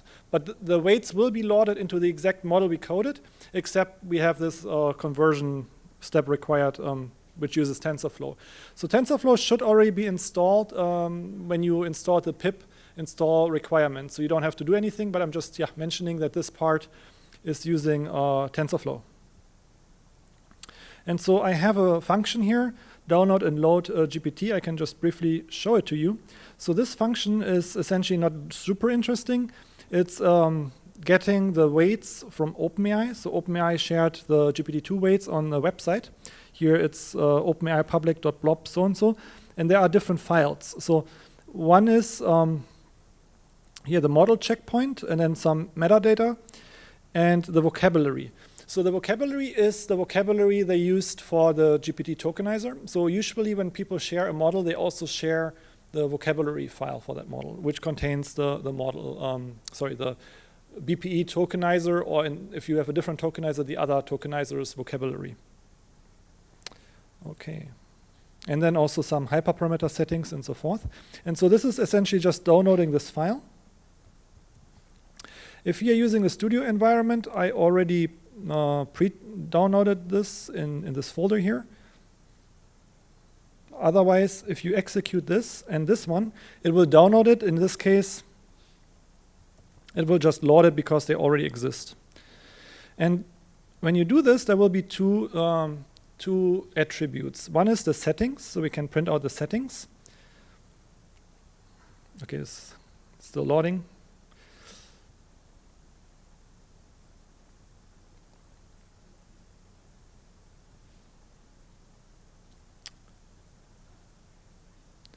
And so the settings, they contain similar settings we used before. So the vocabulary size, the context length, the embedding dimension, the number of heads, and the number of layers. So this is for the 124 million parameter model, but you could easily also just use one of the larger models. So you would just copy this 1.5 billion into here, and then it would download the larger weights. And then this one, params, is the weight parameters themselves. So, and if you look at this, it's a dictionary that contains multiple things, and it is relatively confusing. For this one, you would have to understand a bit how they implemented their code, and sometimes it takes a bit of trial and error to use other people's weights because they use different naming conventions. So what this means, blocks, this refers to the transformer blocks, which in this case correspond to the n layers. And B and G are values of the layer norm, of the final layer norm. So if I go back a bit, where I showed you the architecture here. So the B and G, they correspond to this layer norm. And there's no good way of knowing this. It's really like, okay, I have to look into this. It took me maybe a few hours to figure it out what that means. And then, but once you have figured it out, you can map this back to your own implementation. And a good sanity check to know that you have done everything correctly is that the dimensions match, but then also your model generates coherent data. So if you make a small mistake anywhere in this mapping, you will see that the model doesn't generate any sensible text. So we implemented, so usually when there's a new LLM coming out, I try to load that into my own code. And sometimes there are subtleties. So they have, I think in a first Gemma model, they had an offset of +1 in the layer norm. And if you don't implement that, you will see the model still produces text, but it doesn't really make sense. So yeah, it's very finicky. You have to exactly match the weights and all the code if you want to load someone else's weights, basically. And WPE is the positional embedding, and TE is the token embedding, which map to these two layers. So I'm just showing you this. There's no need to memorize this, but just to give you an idea of how weight files look like. There's a question, yeah?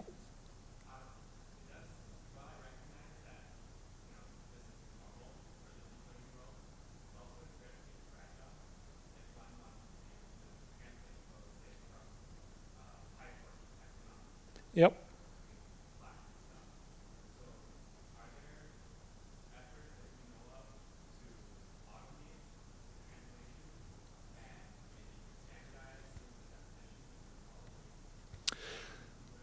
Yeah, that's a good question. This is what you called out is correct. It's very finicky and very fragile.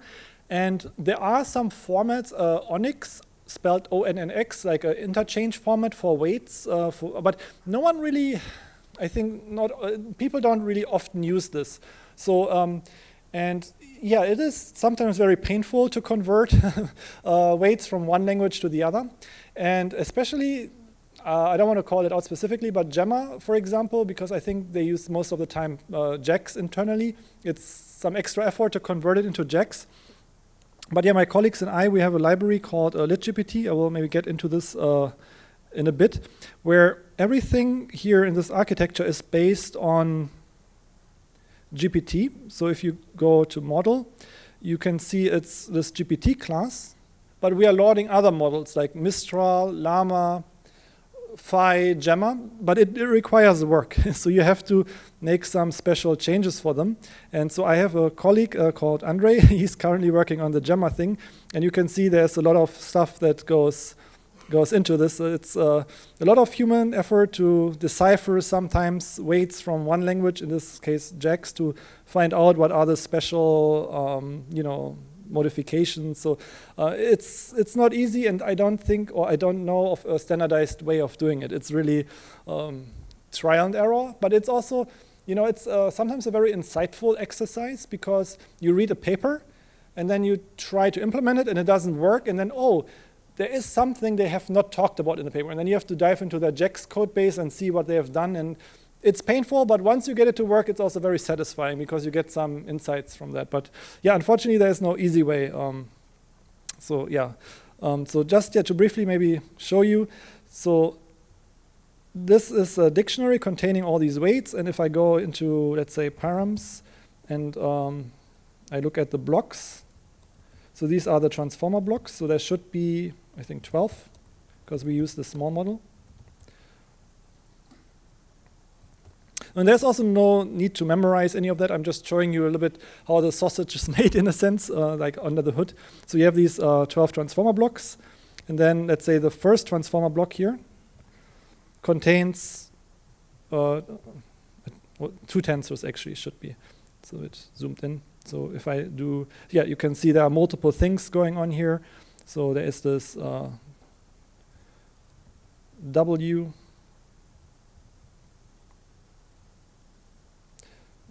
Whoops, there's no W, let's say keys.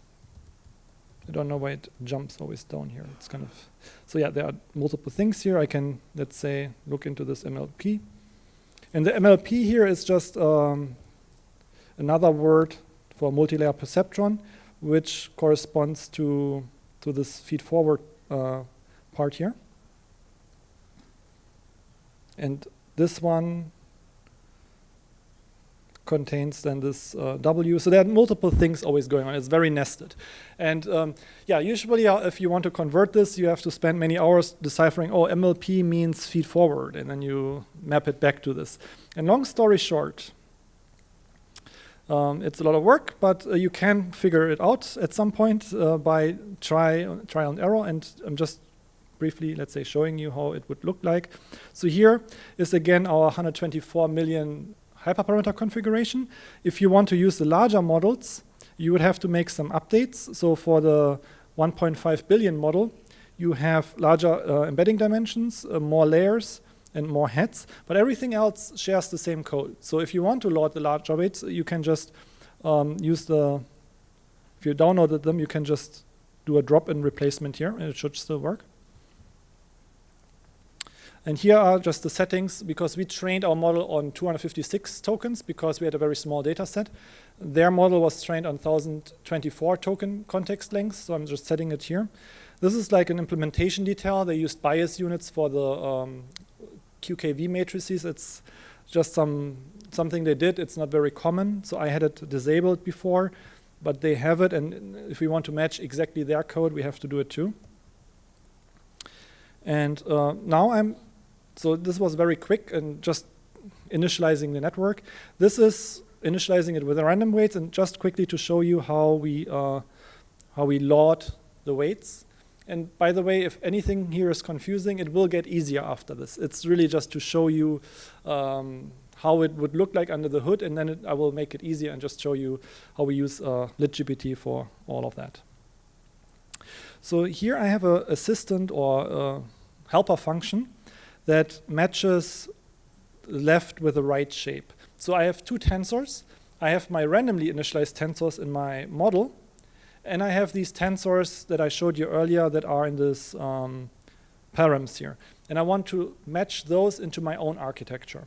So I have a helper function here that will complain if the two tensors don't have the right shape. And this is usually a good sanity check. If you try to load something that doesn't fit, then it usually means, okay, this is maybe the wrong thing I'm trying to load here. So it's kind of like giving you a little hint, okay, you forgot something here, this doesn't match, it gives an error. And this one is, so the right tensor I'm loading is the TensorFlow one. So I'm just converting it into PyTorch format and then making it a trainable parameter if I want to train that model more later. And so here is the whole complicated function that does the mapping itself. So this is a helper function. And this complicated function, assign function, is matching two tensors basically. My own one, left, right.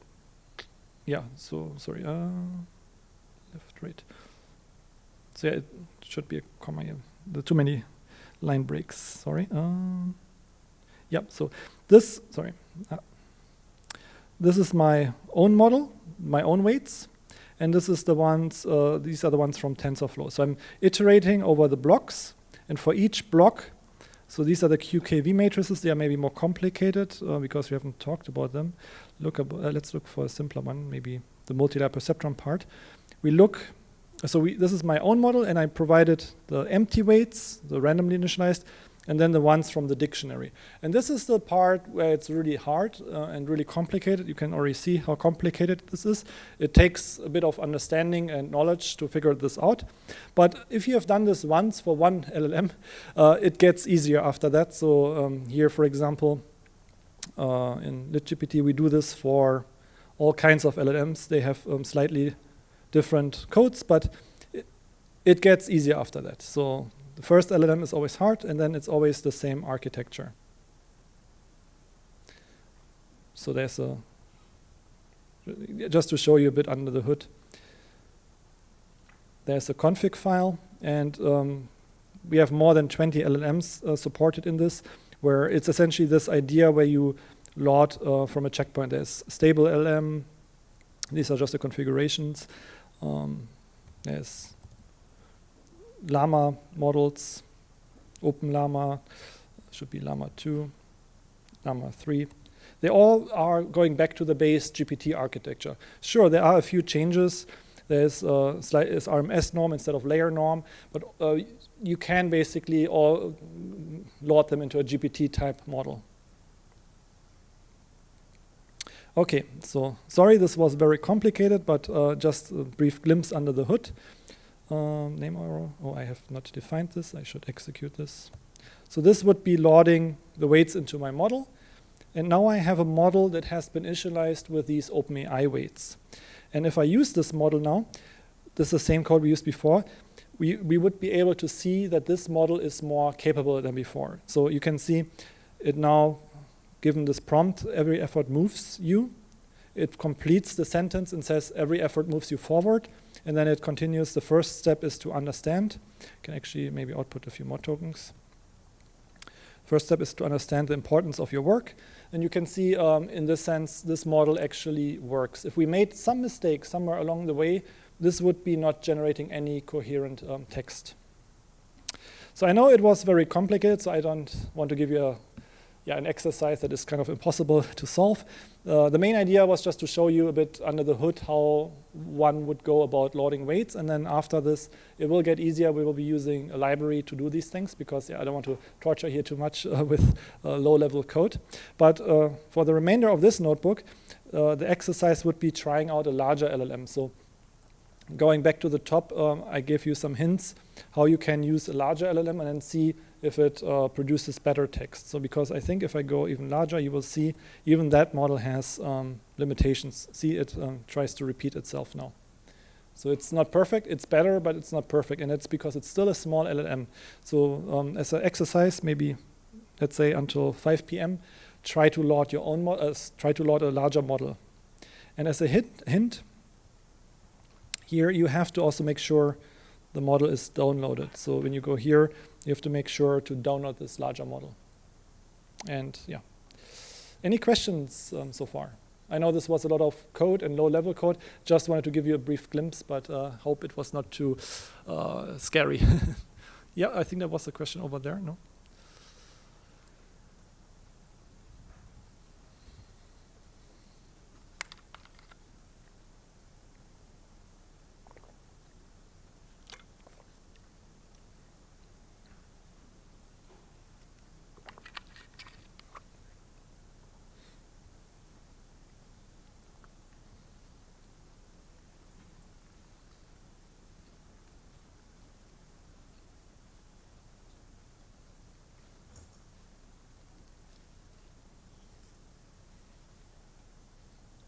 Yeah, sorry, I had my water bottles here. I'm not sponsored by this company by any way or something like that. I didn't want to put them there, but speaking takes a lot of energy, so I need a lot of water.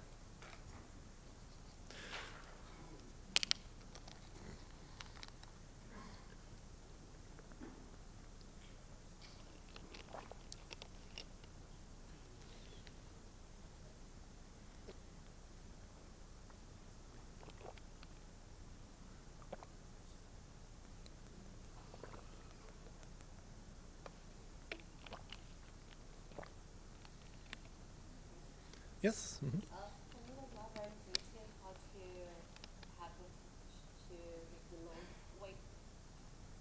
So would be like you need to really understand each architecture of the loaded model you want to use, and then assign those weights. Mm-hmm. Or Yeah. So that's a good question. So the question or comment was essentially it was not very intuitive how to load the weights, and I 100% agree. So this was probably very confusing.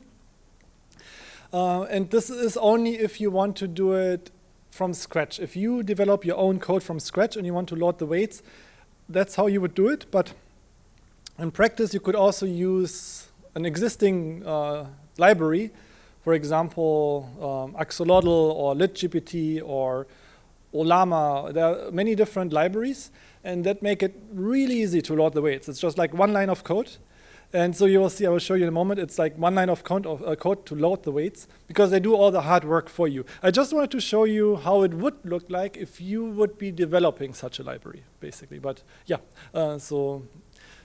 yeah, my apologies if that was a bit scary, but it gets easier after that, sorry. so if it was another model, I would need to really understand how is the architecture to do the same thing. Yes, if you would be so the question is if there was a different model, would you have to understand the architecture? Yes. So, but it's only if you develop a library. So if you use another library, people have done the hard work for you, but the library developers, they would have to go through that. I just wanted to show you a little bit of what a person has to go through to do it. And the reason why I've done that is basically there are lots of tutorials out there on the internet that show you just with one line of code how it works, and I thought it would be kind of lame in a workshop to do something that is already somewhere in some tutorial. So I just wanted to show you a little bit under the hood how it's done, but I realized this was maybe scaring a lot of people off. I hope it didn't, but yeah, so it is not trivial. I just wanted to give you a glimpse behind the scenes, essentially.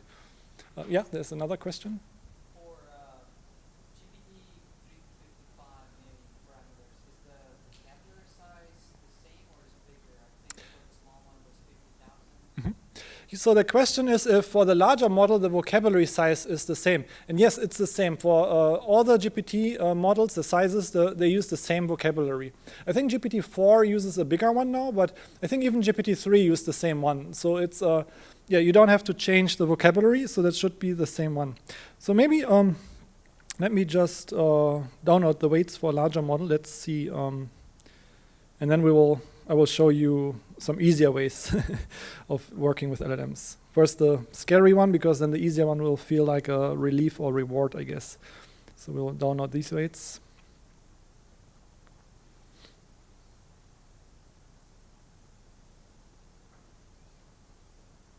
Yeah, it took me also many hours, if not a day, to figure all this out the first time. So it's complicated, yeah, I admit. But it's also a lot of fun when it works. It can be frustrating if it doesn't work, but once you get it to work, it's like, yeah, it's really rewarding. Yeah, so I kind of enjoy these types of things. I know it's a bit weird, but yeah, it's what I do for fun.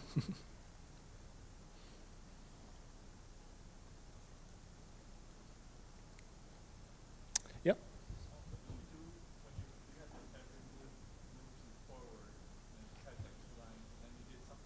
Oh, yeah.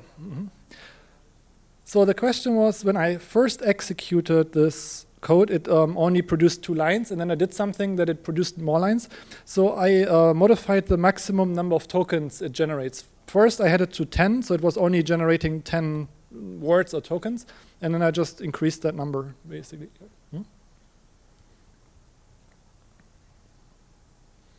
Okay, so this is downloaded now. So we have downloaded a larger model. Even that model is not that great. If you use the 1.5 billion one, though, that is much better. It just takes a long time to download, so I'm using the next best smaller one. And then the only change here is changing it to the model we just downloaded. And then everything should still work.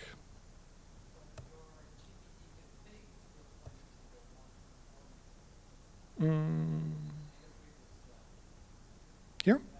You mean this one? Oh yeah, good question. So I should have maybe give it another name. So this one, you are saying it's still pointing to 124 million. Yeah, it looks like it because I gave it this unfortunate name here. I should have maybe called it like this to make it more general. But it's a good question. Here I'm actually updating it. So here I say, so I make a copy. So I copy this to this new configuration. I just call it new config. So this is just like a copy. And then I'm updating it with the model name. So I'm updating it with this, basically. Yeah, it's a bit hidden, but it's getting updated, essentially. Yeah. And so I'm initializing it. And then it should load the bigger weights. And then let's see if it generates something better. I mean, it's different. I'm not sure if it's that much better. It says every effort moves you forward, but you must be careful. You must not let your guard down. Yeah, it's still repetitive. If you use the bigger models, you will see it is actually better. It's still not that great. Yeah, but it is at least generating coherent text. So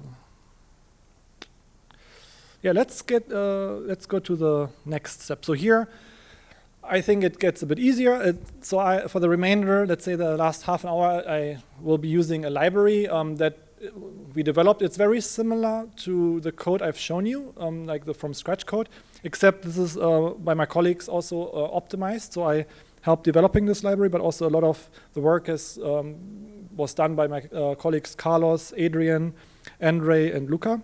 So yeah, collectively we developed this open source library, which is more optimized for GPU memory, and yeah, using also advanced techniques for fully sharded data parallelism for multi-GPU training. Because the code I've shown you, this is for training on a single GPU, but often when you do pre-training, you want to train on, let's say, 1,000 GPUs. Okay, maybe not 1,000, but at least 100 GPUs, for example. So this scales to multiple GPUs and so forth. And it also lets you use other models. So the basic usage for this library, and like again, I should mention it's open source. So if you want to use that for any work projects, this would be okay to use for open work projects because it's open source. It depends though on what weights you use. For example, Llama 3, I think has some restrictions on the weights. I think there's something about like 1 million revenue or 1 million customers or something, but there are some LLMs that have no restrictions. So yeah. And how you use this library, there are multiple ways to use it. The easiest way is from the command line. So there are commands like libgpt download, libgpt chat, evaluate, finetune, pretrain, and serving. And yeah, you can install it by pip install. Oops. So it's a Python library that you can install with pip install. If you installed the requirements file before, it should already be installed. And yeah, so we load it here. So I'm using version 4.3. I actually made some not fixes, sorry. There were some updates in PyTorch that had some user warnings that I just updated this weekend or yesterday. So they should be gone. So this is like a slightly older version, but yeah, everything should work. So when you do LitGPT download list, this will give you a list of all the LLMs that you can use in this library. And you can see, yeah, there are lots of LLMs. And they all go back to the same architecture, like I mentioned before. If I show you, sorry, that's the wrong one. If I go to the GitHub repository, LitGPT, and then to LitGPT and model. So all of these go back to the same base class, this GPT class, because they're all very similar. There are small changes, but all LLMs that are popular, like Gemma, Llama, Phi, they all go back to this same architecture. So yeah, let's say we are interested in loading Microsoft Phi 2. The reason why I'm loading this model is it's a nice and convenient size. It's 2.7 billion parameters. And it has no restrictions in terms of it doesn't need an access token or confirming some license. So this is like a nice and convenient model, but you can also use other models, Llama or Falcon or something like that. I like this model because it's small and fast and easy for trying things out. So you can download it like this. Actually, let me not download it because it will take too long. I actually pre-downloaded it in this. If I go here, so it is actually pre-downloaded here if you use the studio. But you can also re-download it. It just takes like 2 minutes. And yeah, I don't want to execute it because it will then overwrite these files. And yeah. So once you have downloaded a model, so you can use this command. So I can actually show you how to download a different model. Let's do this one. We'll just take a bit. Yeah, because it's 7. Yeah, it will take some time. Any questions so far, by the way? Yep.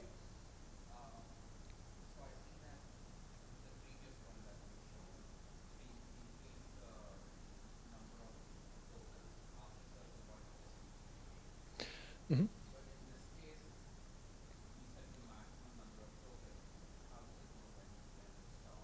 Oh yeah, so the question is, when does it know to stop when we are generating text here?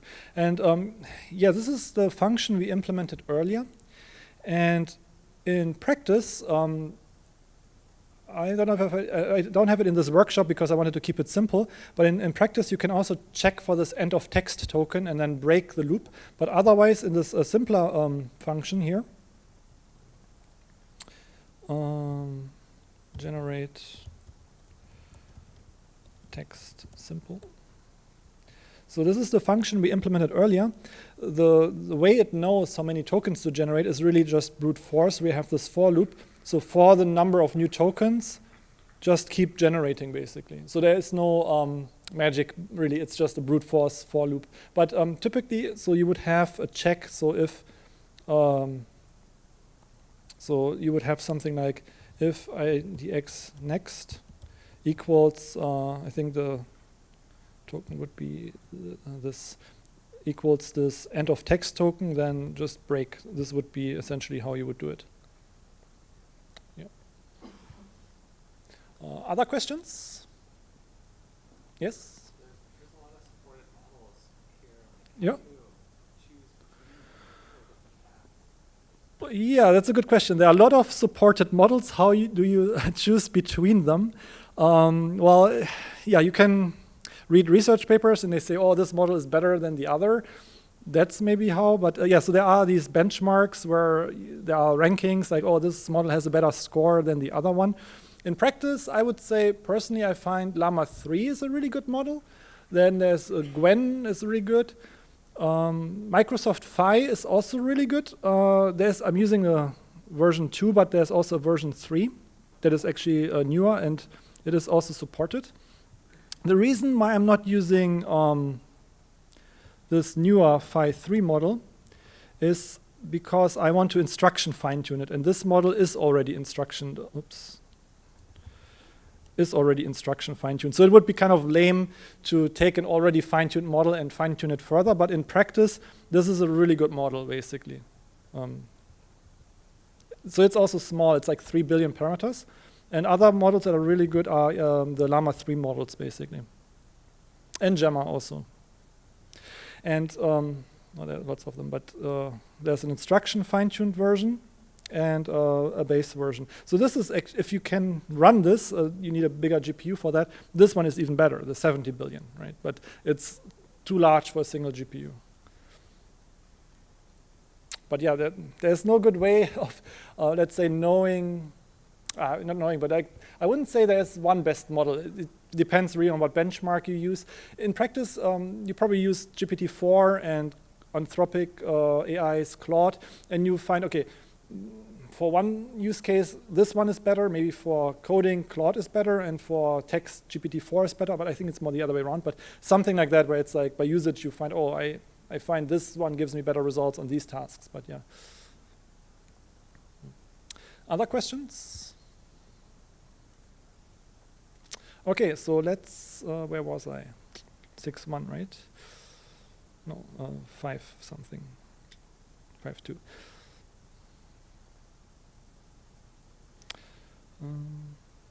So yeah, I downloaded a model, basically, just to show you how to download other models. And then once you have downloaded a model, you can use it in multiple ways. So just a few weeks ago, I added finally a Python API for that. So you can actually load that in Python and then use it simply like this. So this is essentially doing what we've done before the hard way with our GPT-2 model, except all the magic here happens under the hood. So this takes a bit long because it tries to load this model for the first time. But then when you do the generate again, it will be faster the second time. So here we are loading this model into the GPU memory, and then we can use it to generate.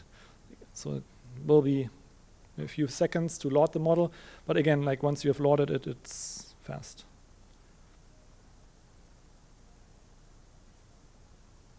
Okay, it's a really long time. So in the meantime, any questions? Yeah? Oh yeah, so the next cell will be streaming the response. I will show you in a few moments what it will do.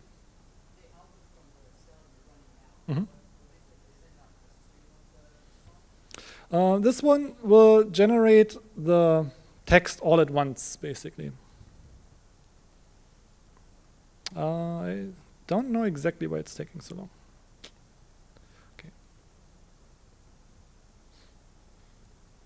Maybe I messed around when I tried to re-download this fine model.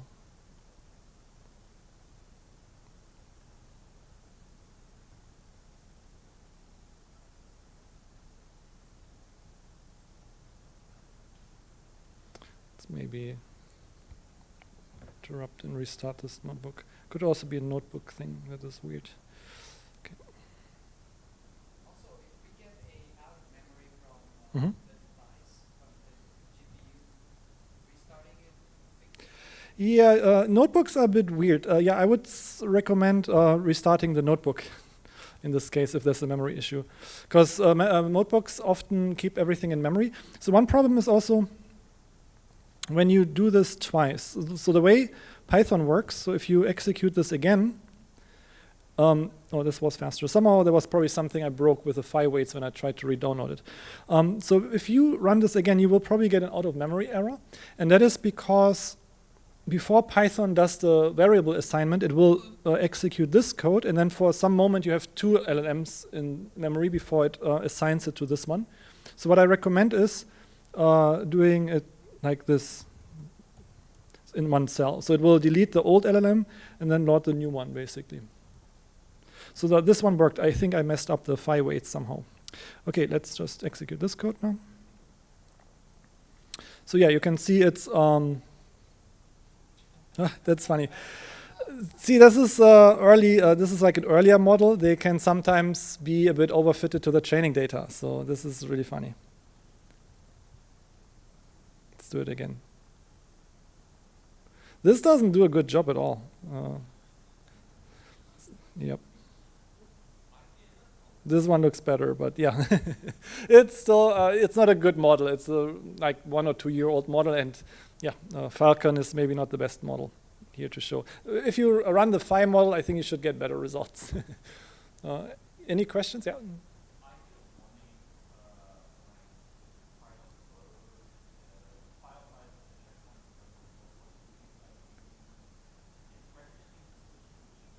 Oh, yeah, so you're getting, so what you're seeing is a warning, and I just recently added this warning to LitGPT because people tried to run the model on the CPU and it took a very long time. And so I added a warning that says the model size is bigger than so-and-so. I recommend switching to a GPU. It's just a warning. You can still run it on a CPU. It's just like a warning that it might take longer to run because it's such a large model, basically. Mm-hmm. Oh yeah, so if you're running it in a studio, you go to this upper right corner here. And so yeah, currently on the CPU, you would click on GPU and then select the GPU and switch to the GPU. Yeah. Unless you're pro, you can't select anything other than T4. Oh, I see. So you can only do T4 and L4? You can do L4 and D. I tried 4 and it wouldn't let me do 4. Yeah. This might be a thing, yeah, because you have the free account. For the free accounts, yeah, you can only probably use these two. But the L-form GPU is actually pretty good. It's you can see based on the speed, it's almost the same. I think, yeah, you can easily also use the L4 and run everything there. Should be fine. Okay, so just this is generating the whole text at once, and you can see for a large model, it takes sometimes a bit. So there's also this stream true, which will basically do it token by token like you see in ChatGPT. Yeah, but Falcon is not a great model. We can just tell based on this. Yes? Is LitGPT doing something other than Lit such that if you do the same prompt twice, it gives you different outputs? It might be the random seed, to be honest, or the KV cache. I have to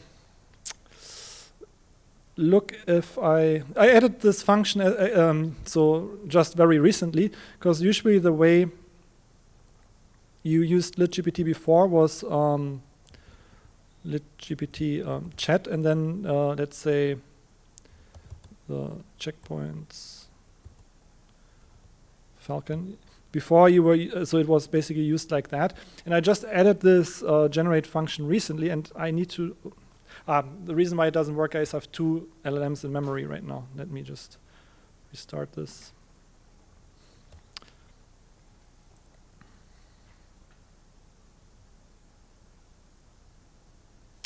And so for this one, there should be, so it's maybe the temperature setting. That's maybe what it is.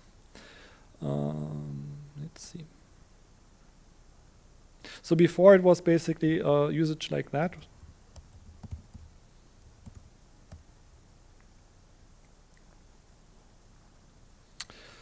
And if it generates something else, it might be related to these settings. So these settings are essentially so that it does generate something. It's not deterministic. I will have to look into the default settings. So, now we have this out of memory error. Yeah, you can only have 1 LLM at a time, so because it's a relatively large LLM.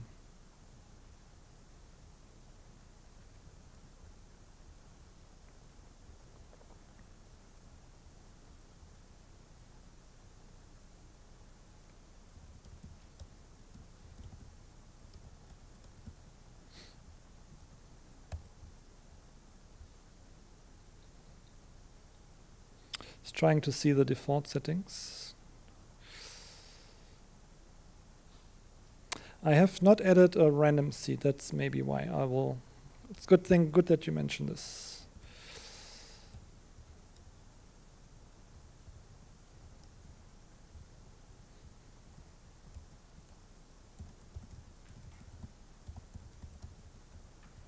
Let's see if this is deterministic.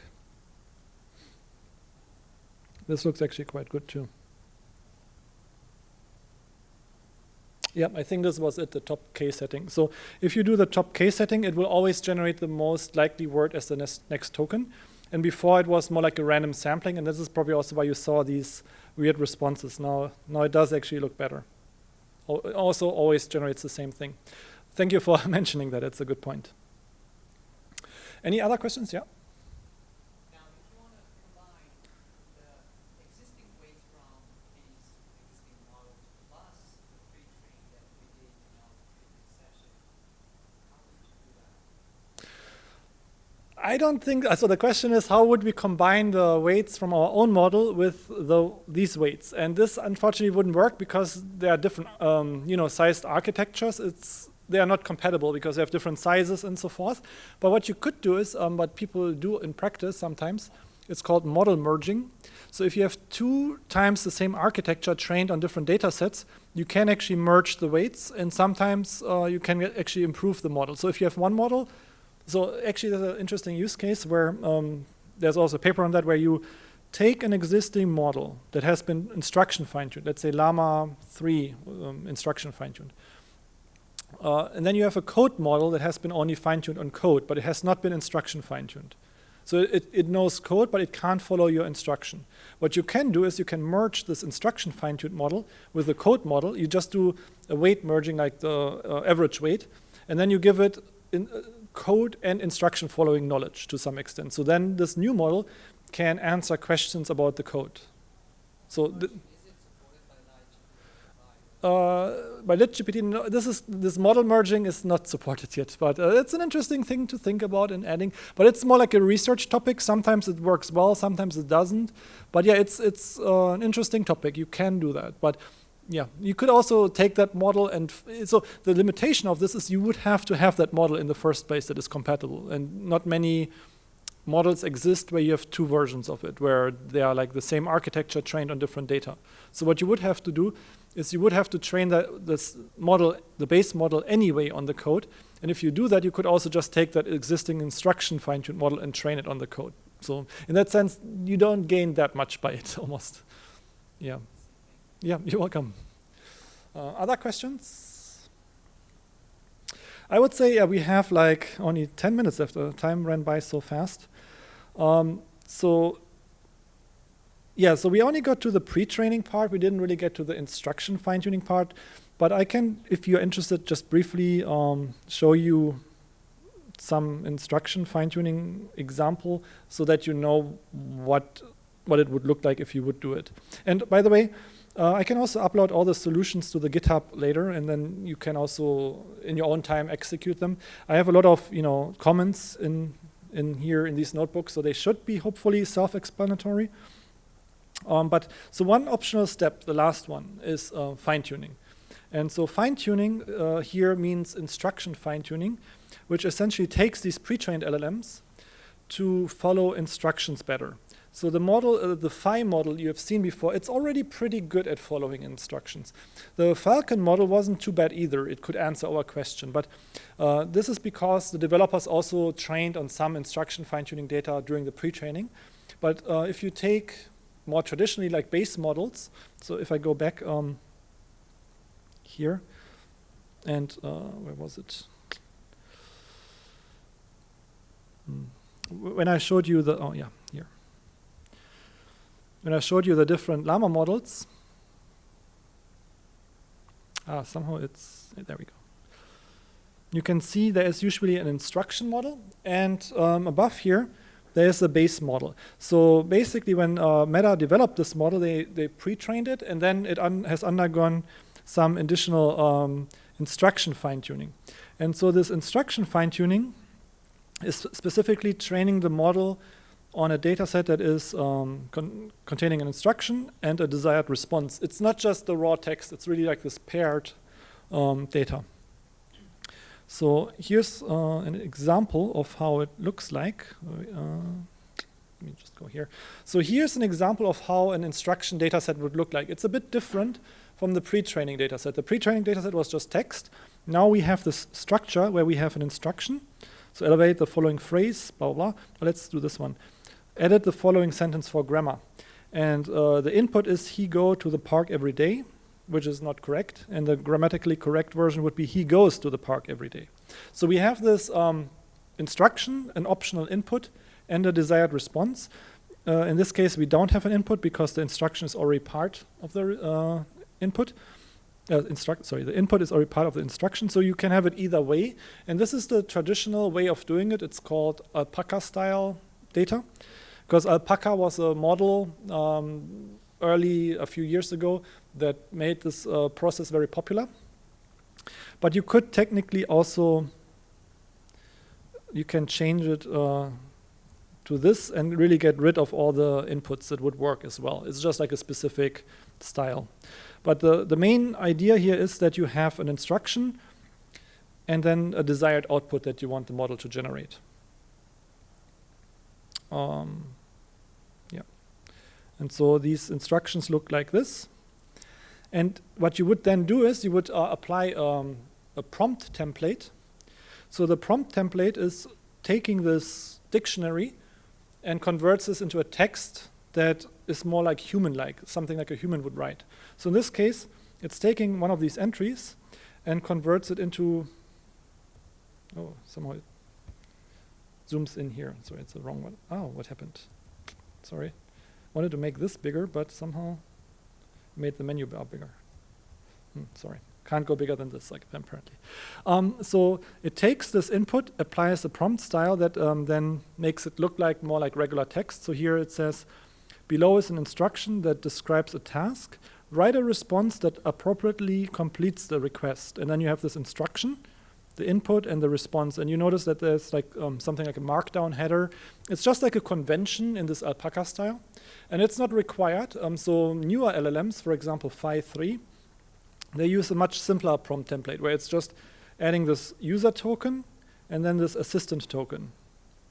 So it's simplifying this, and this works as well. And when I pre-trained model, when I instruction fine-tune pre-trained models with either ways on the same data set, I could barely tell a difference. They were basically equally good. But the nice thing about these shorter templates is you save space in the input. So it's actually more efficient to use something like this. Yeah, and so maybe just 2-3 more minutes. So what you would do is essentially you would format the data like this, and this would then go into the model that I've pre-trained, or we have pre-trained earlier. And the model should then create this response. And the training is actually very similar. Unfortunately, we don't have that much time, but if you're interested, I have a notebook linked here where I have this whole thing implemented from scratch with all the nodes, and this is all self-contained if you are interested in that. It's a very long notebook, as you can see, because it's a lot of code. But if you want to do this in LitGPT, the less scary way of doing this would be, just jumping over it a bit, would be LitGPT Finetune or LitGPT Finetune LoRa. So LoRa is just like a parameter-efficient fine-tuning technique. Let's say vanilla or regular fine-tuning would be just like this. So LitGPT Finetune, and then you choose your model. You can choose your own data set. So in this case, we are using a training set I generated here. I have not generated it because it didn't execute the notebook yet, but it would be a data set like this. And this is how you would instruction fine-tune an LLM on your own data set if you have a data set that is formatted like that. Yeah, so are there any questions about it? I know it was very fast because we are out of time, but I think I have some outro slides. Otherwise, I will be here for more questions if you are having questions. And yeah. Fine-tuning, the input for fine-tuning, it doesn't have to be JSON only. Yeah. XML. So the question is if the data set has to be JSON. it doesn't. It could also be XML, but in this specific case, the way it's implemented in LitGPT, it's implemented for JSON, and I think for CSV files, where you have two columns. One column is instruction, one column is the response. But you could also easily add XML support for that. So actually, you could also use ChatGPT to write a function to convert XML to JSON and then use the JSON file. There are multiple ways you could do this, but yeah, so right now, the most popular way is usually JSON. It's like a convention in LLM research, but that's why I showed you a JSON file, but you could also just use other files. You just have to be careful if you do your own from scratch thing to have the appropriate conversion into plain text, basically. Yeah, so maybe just 1 minute of outro, and then we'll have more time for questions. So the plan was to cover the introduction to LLMs, understanding the input data, coding the architecture, pre-training, loading pre-trained weights, and then fine-tuning. We didn't quite get to the fine-tuning part, but I hope it was at least interesting looking under the hood a bit of how LLMs are implemented. This is only a 4-hour workshop. I mean, say only, but it was probably a long time for you sitting here, so I appreciate the patience. But yeah, I think we could easily spend 40 hours on this if we want to go into detail, but it is what it is, and I hope it was at least useful. We covered these topics, which are also like an excerpt from my book, if you're interested in more details. This is like, much more detail than LitGPT. So the LitGPT library, if you are interested in using the LitGPT library, it's open source. And also at Lightning, the platform you've seen, if you're interested in that, at Lightning AI, we have this compute platform that a lot of people use for training LLMs, but also more general. It's not just for LLMs, it's also for anything you want to run on a CPU or GPU, essentially. And a lot of examples. So I can imagine some of you are interested in retrieval augmented generation, which is using an LLM on existing documents. So we have also a lot of tutorials and examples there. And with that, if you want to reach out, I have my contacts on this website. And I'm also more active probably than I should be on Twitter or X or how they call it now, and LinkedIn. And so thank you for attending, and I will be happy to chat more. There's always more to talk about, and I will also be at the conference for the next few days until Thursday morning. So if you want to chat more at the conference, I'm always excited about that. And thanks for attending, and I hope it was useful to you.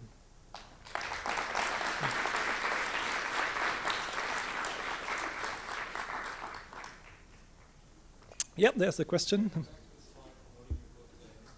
Oh, thanks for your interest in that. So there's also a coupon code that the publisher provided, but the spelling is a bit funny, SciPy with the Y, but so, thanks for your interest in that. Yeah?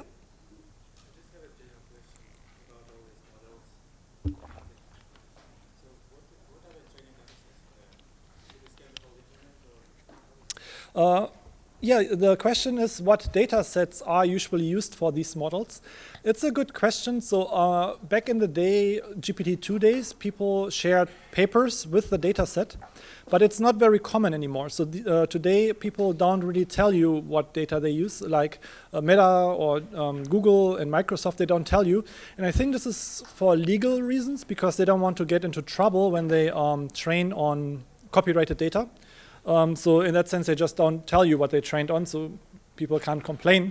But there are lots of data sets that are shared. So there's one LLM, it's called Olmo. It's one of my favorite LLMs because they do share a lot of details in this paper. So here they do tell you somewhere here what data they used, for example. So it's internet data, GitHub, Reddit, Project Gutenberg, Wikipedia, and so forth. And I think this data, it's called Dolma, and it's actually available somewhere. So here. So you can actually download this data set. I think it's 3 trillion tokens, which is approximately, I would say, also 3 terabytes, basically. Yeah. Yes?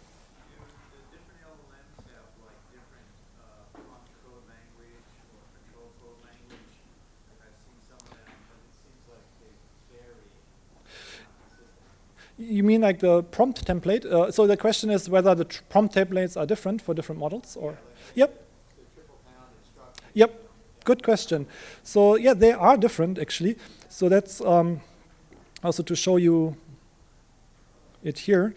So there is file prompts.py where we have these different prompt styles. So so Alpaca uses this 3 pound thing, and there's this format, and there are different LLMs use different formats, and you have to get them right to get good performance out of the LLM. So that's one more thing to keep in mind. Yeah. So yeah, here we have all the different prompt styles for the LLMs we support. You can see they are widely different. Yeah.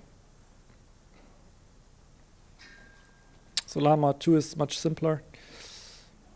So see, Llama 2 also has, for safety, it has this prompt where it says, while being safe as part of the input and stuff like that. So yeah.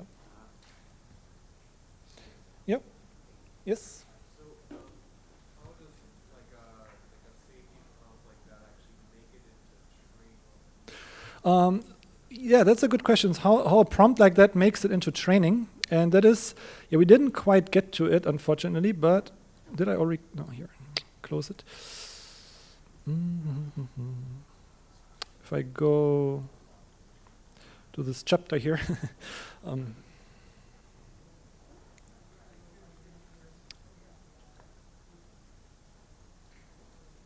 So you would essentially format this like this during training.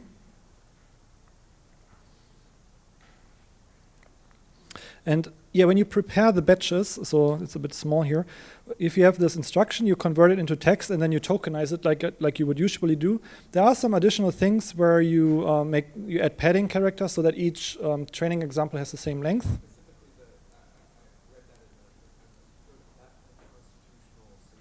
Ah, I see. I see. So you mean like the helpfulness part. This is usually done in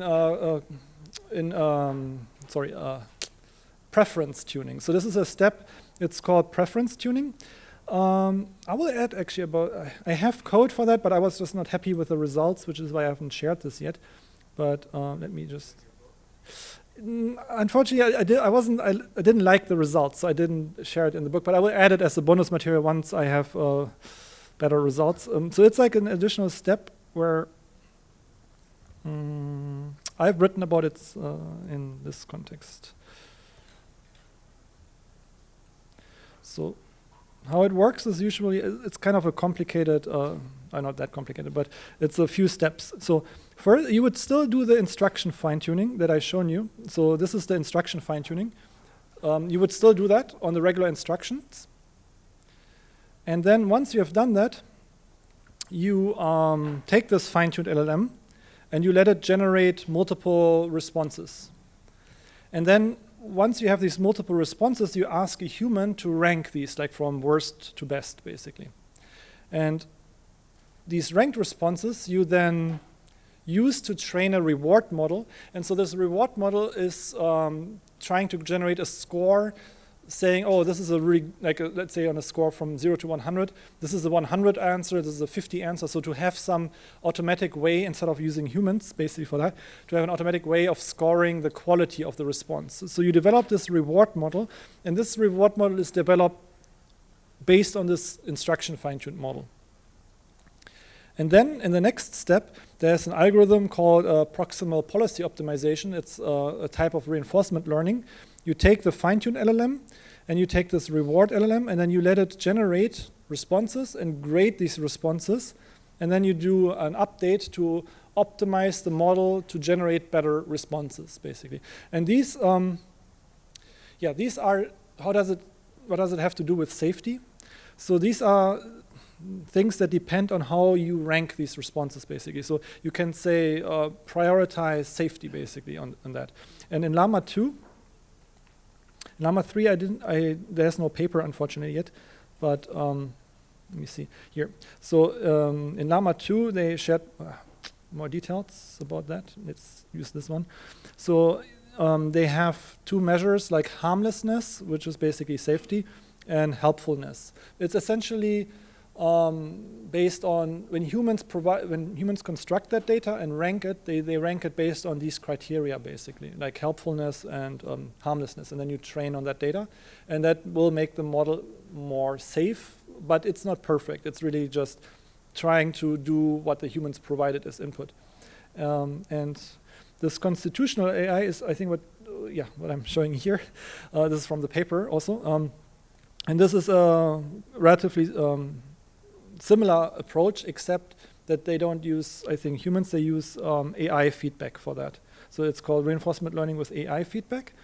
And I do think they have some, a long time since I read the paper, they do have some algorithm to generate these constitutional things. But it has been some time since I read that paper. It's from 2022. It's not that long ago, but yeah. In LLM words, it's ages ago. Yeah.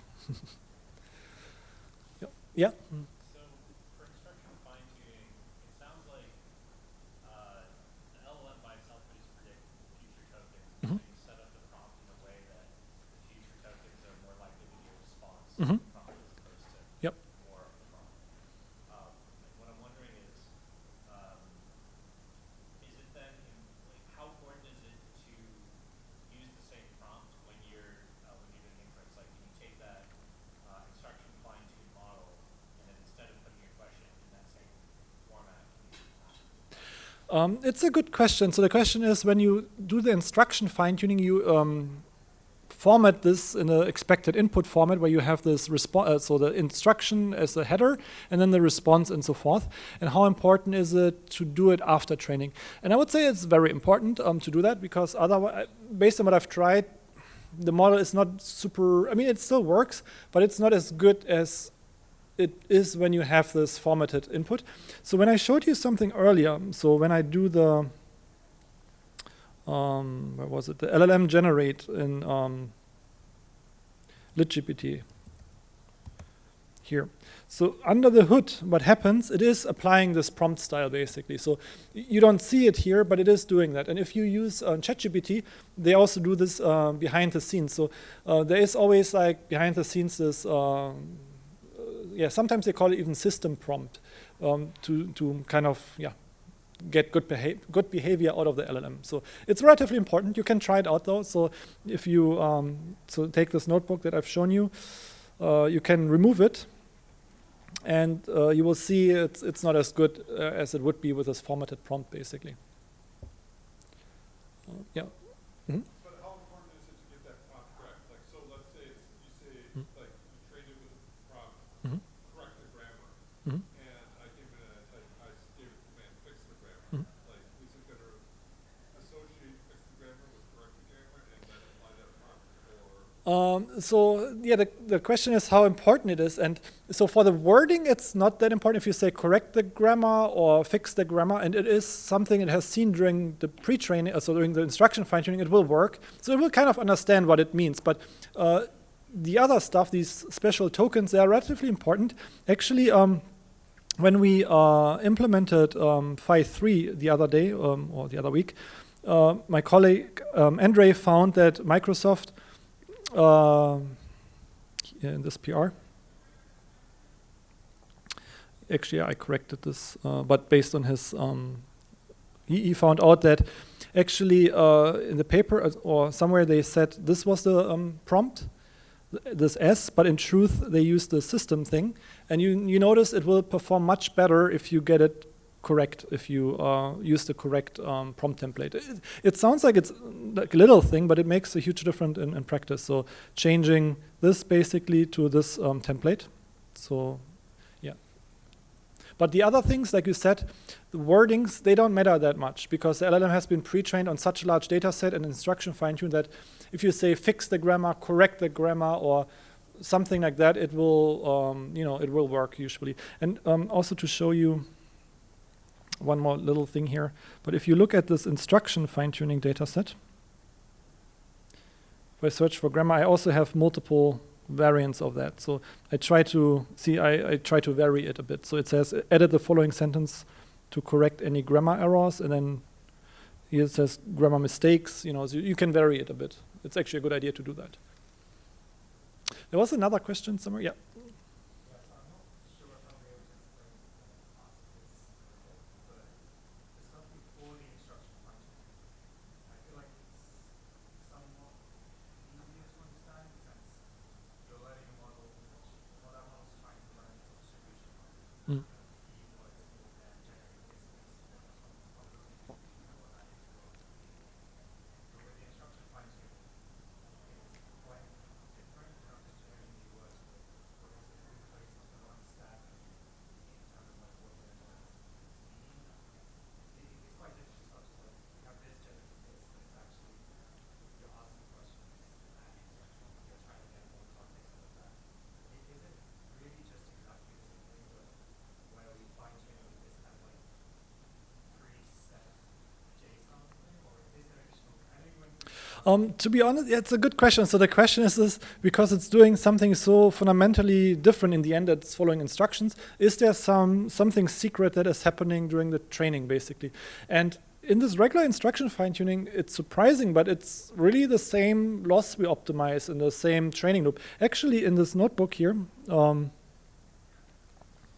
actually even importing this function from the previous chapters where we did pre-training, and I'm using the exact same function just on this JSON formatted data, and it works. And it seems like magical for some reason, but it is really working. Like it's not fundamentally different, but it is really doing a lot. I mean, after that, the LLM can follow instructions. You can see, I mean, the loss looks really good, and yeah, it can. So here I asked it a question. So it gets this input. The correct response is the car is as fast as the lightning. And here it's not even overfitting. It says the car is as fast as a bullet, basically. So it is actually, okay, it's getting some answers wrong, but it's actually really good. And it's the same way, really. Yeah. In general, are there some sort of instructions where a lot of the more basic LLMs don't work too well? I think most people talk about arithmetic. Yeah, that's a good question. Like, are there some instructions where it doesn't work well? Arithmetic, maybe. Yeah, I can see that. It's really, but it really also depends on the data set, really. So this is really on a very small data set. This model will not be able to do any arithmetic. But if you look at ChatGPT, it's really good at arithmetic already. And it's really just a matter of scale, I would say. But so in ChatGPT, they do this instruction fine-tuning, and then they do this alignment step. But typically it's, so it depends, but many people regard this alignment step really as more like a way of improving helpfulness and harmlessness, not necessarily the correctness. So some people say even with normal supervised fine-tuning, you get actually sometimes even better results, and this is more optimizing for helpfulness and harmlessness. So these things are really sufficient almost to develop these capable models, where it's more like a matter of the size of the data set and the quality of the data set and the size of the model. So there is actually a paper called Lima. Let's see if we can find it. So they only train for 1,000 on 1,000 examples, and they find, for example, with 1,000 examples, they get the same result that other people get with 100,000. Sorry, with 50,000. So here, Lima wins means basically they compare how much better is my model compared to a reference model, and this is actually the original GPT 3.5 model, the original ChatGPT model. And you can see their model, just trained on 1,000 examples, is 45% of the time better than the first GPT model. Yeah, GPT-4 is of course better, but it's also much bigger. Yeah. Yeah.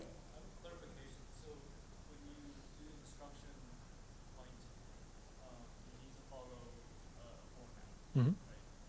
And then when you do inference, if you were to ask a similar question, the same question, and expect results that are commensurate with your instructions, do you need to put into that format as well? Do you need to like package your prompt into that format before feeding it to the LLM? Yep, that's a good question. So if you have to package the prompt in the format that you used for fine-tuning, right? And yes, you have to. How do you then, when you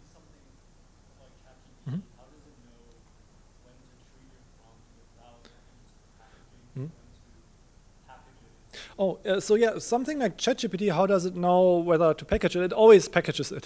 You just don't see it, but they always do. And also when I showed you this LLM generate earlier, it's also always packaged. You don't see it, but it's always packaged in, so when you load this LLM, there's a configuration file that tells LitGPT what prompt template was used for this model, and then it uses it from this, what was it? Then it uses it from this prompts file and packages it. You don't see it as a user, but it is always packaging it, yeah. And does it package the data you use for pre-training? Not for pre-training, only, so when you do the pre-training, it doesn't package it, but for the afterwards, basically, yeah. And what if you have a prompt that it's in distribution to your pre-training data, but it's like out of distribution to your instruction training, and then like you still package it?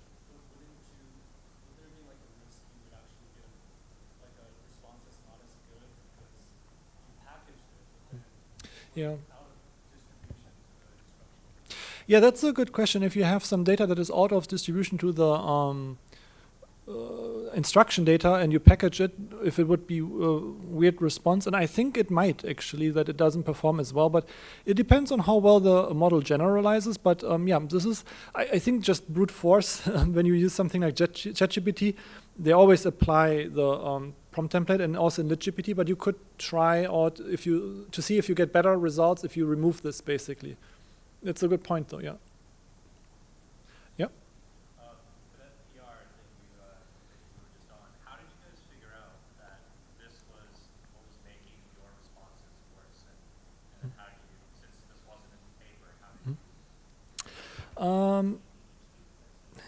I must give credit to my colleague Andre, and I think he saw that somewhere where if you search for Microsoft silently updates 5.3 or something like that, there was maybe here the way where they defined it. They did a PR update recently, and he I think saw that. Not this one, but there was like a discussion on either on Twitter or somewhere like that where he saw that, and then we tried it out and we found, oh, that actually does make sense.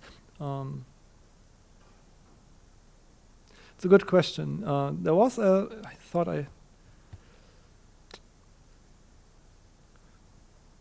there was like an update of this somewhere 6 days ago, maybe here, where it was discussed. But yeah, it's a good question. We just found this out. I wouldn't say randomly, but yeah, because people saw, oh, there was a change somewhere, and yeah, the community. Yeah. Usually, there's a lot of honestly, it could be just a full-time job just checking for these things. You know, it's so much stuff going on. It's crazy. Yeah.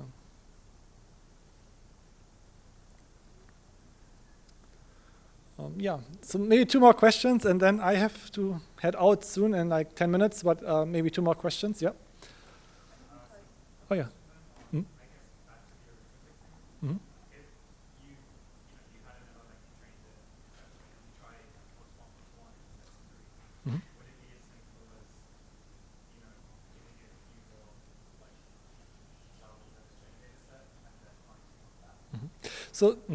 So the question is, if you have a model that you ask it to do arithmetic and you say 1 + 1, it gives you 3, how would you fix that? And yeah, I think the answer, really like what you said, is improving the data set or increasing the data set. What's nice is actually with, first I would say if you have a problem like arithmetic, maybe LLMs are not the perfect tool for that. But there are 2 ways you can do it. I mean, one is these function calling LLMs, where you just teach the LLM through instruction data to actually execute code. So there's, it's like a whole separate can of worms, but you can actually, in this case, maybe easier and more generalizable, to ask the LLM to generate code to generate the answer. And ChatGPT does that sometimes. If you ask it a question, what is so-and-so plus so-and-so, it would execute Python code and give you the answer. So that would be one way of fixing it, like giving it coding abilities or access to execute code. The other one would be increasing the data set. So if you have an arithmetic problem, you could technically use Python to just make an infinitely large data set with just arithmetic problems, just by 1 plus 1 is 2, 1 plus 2 is 3, and just, like that, and train the LLM on that, and it could also make it better. The only danger is if you train it too much on arithmetic, then it probably doesn't do well on other things anymore. So, yeah. It's a good question. There are 2 more questions, yeah? Oh, yeah. About using tabular data, for example, if you want to use LLM to analyze the tabular data, like you do an analyst job, there's any specific fine tuning for that, or just LLM is not shouldn't be used for this kind of task? So yeah, the question is, can LLMs be used for tabular data? And yes, actually, there are at least 3 or 4 research papers I've seen that propose something like that. So I honestly haven't done much tabular data research recently. I just saw that there are papers doing that. And I think this was like, unfortunately, I got sick and couldn't attend, but I was invited on to a workshop at Europe that just focused on that, like just tabular data and so deep learning for tabular data was the workshop, and there were also several LLMs discussed. So it is possible. It's not something I worked on, so I can't say what is best. But maybe you can.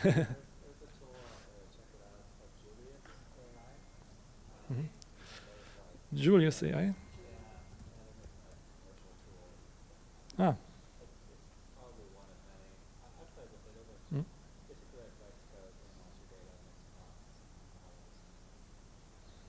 Yeah, thank you. I have not used it yet, but yeah, interesting. Yeah. Yeah.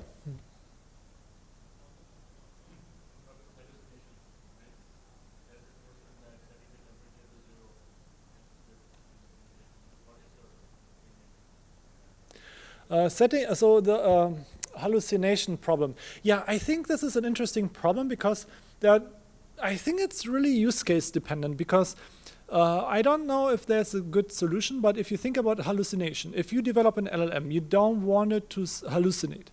So you can set the temperature to 0 and do top K sampling, but then you will have an increased risk of that it just generates what's already in the training data, like it's copying data from the training set, and then you might get issues with plagiarism, for example. And so it's like a two-edged sword. So I think the crux here is like you want the LLM to not hallucinate, let's say, historic data. If you ask it what date is Independence Day or something like that, because something just comes to mind, you want it to give it the right date, right?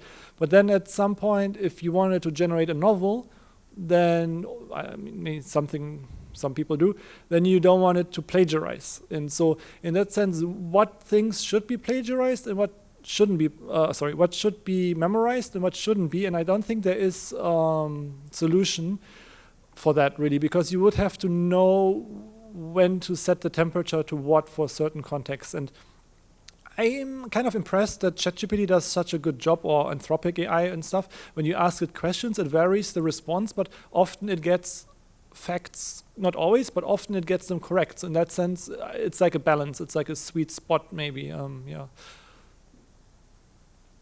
But yeah, I wish I had a better answer, but it's maybe $1 billion question. How do you avoid a hallucination without plagiarizing or, I don't know. Yep. Sorry, before the next question, we have to leave. Yeah. You're welcome to continue the conversation. Maybe one more. Yeah. Well, we will maybe move. Okay. Yeah, just quickly, what it means to set the temperature means when you have the softmax, you can divide it by a number between, let's say, 0 and something, and that just rescales the probabilities. So it makes them either more peaky or more uniform, and that affects the sampling basically. So you can make it this arcmax, what I showed you, is kind of equal to setting the temperature to 0, basically, always selecting the next token as the most likely token. Thank you. Yeah, thanks everyone. That was fun.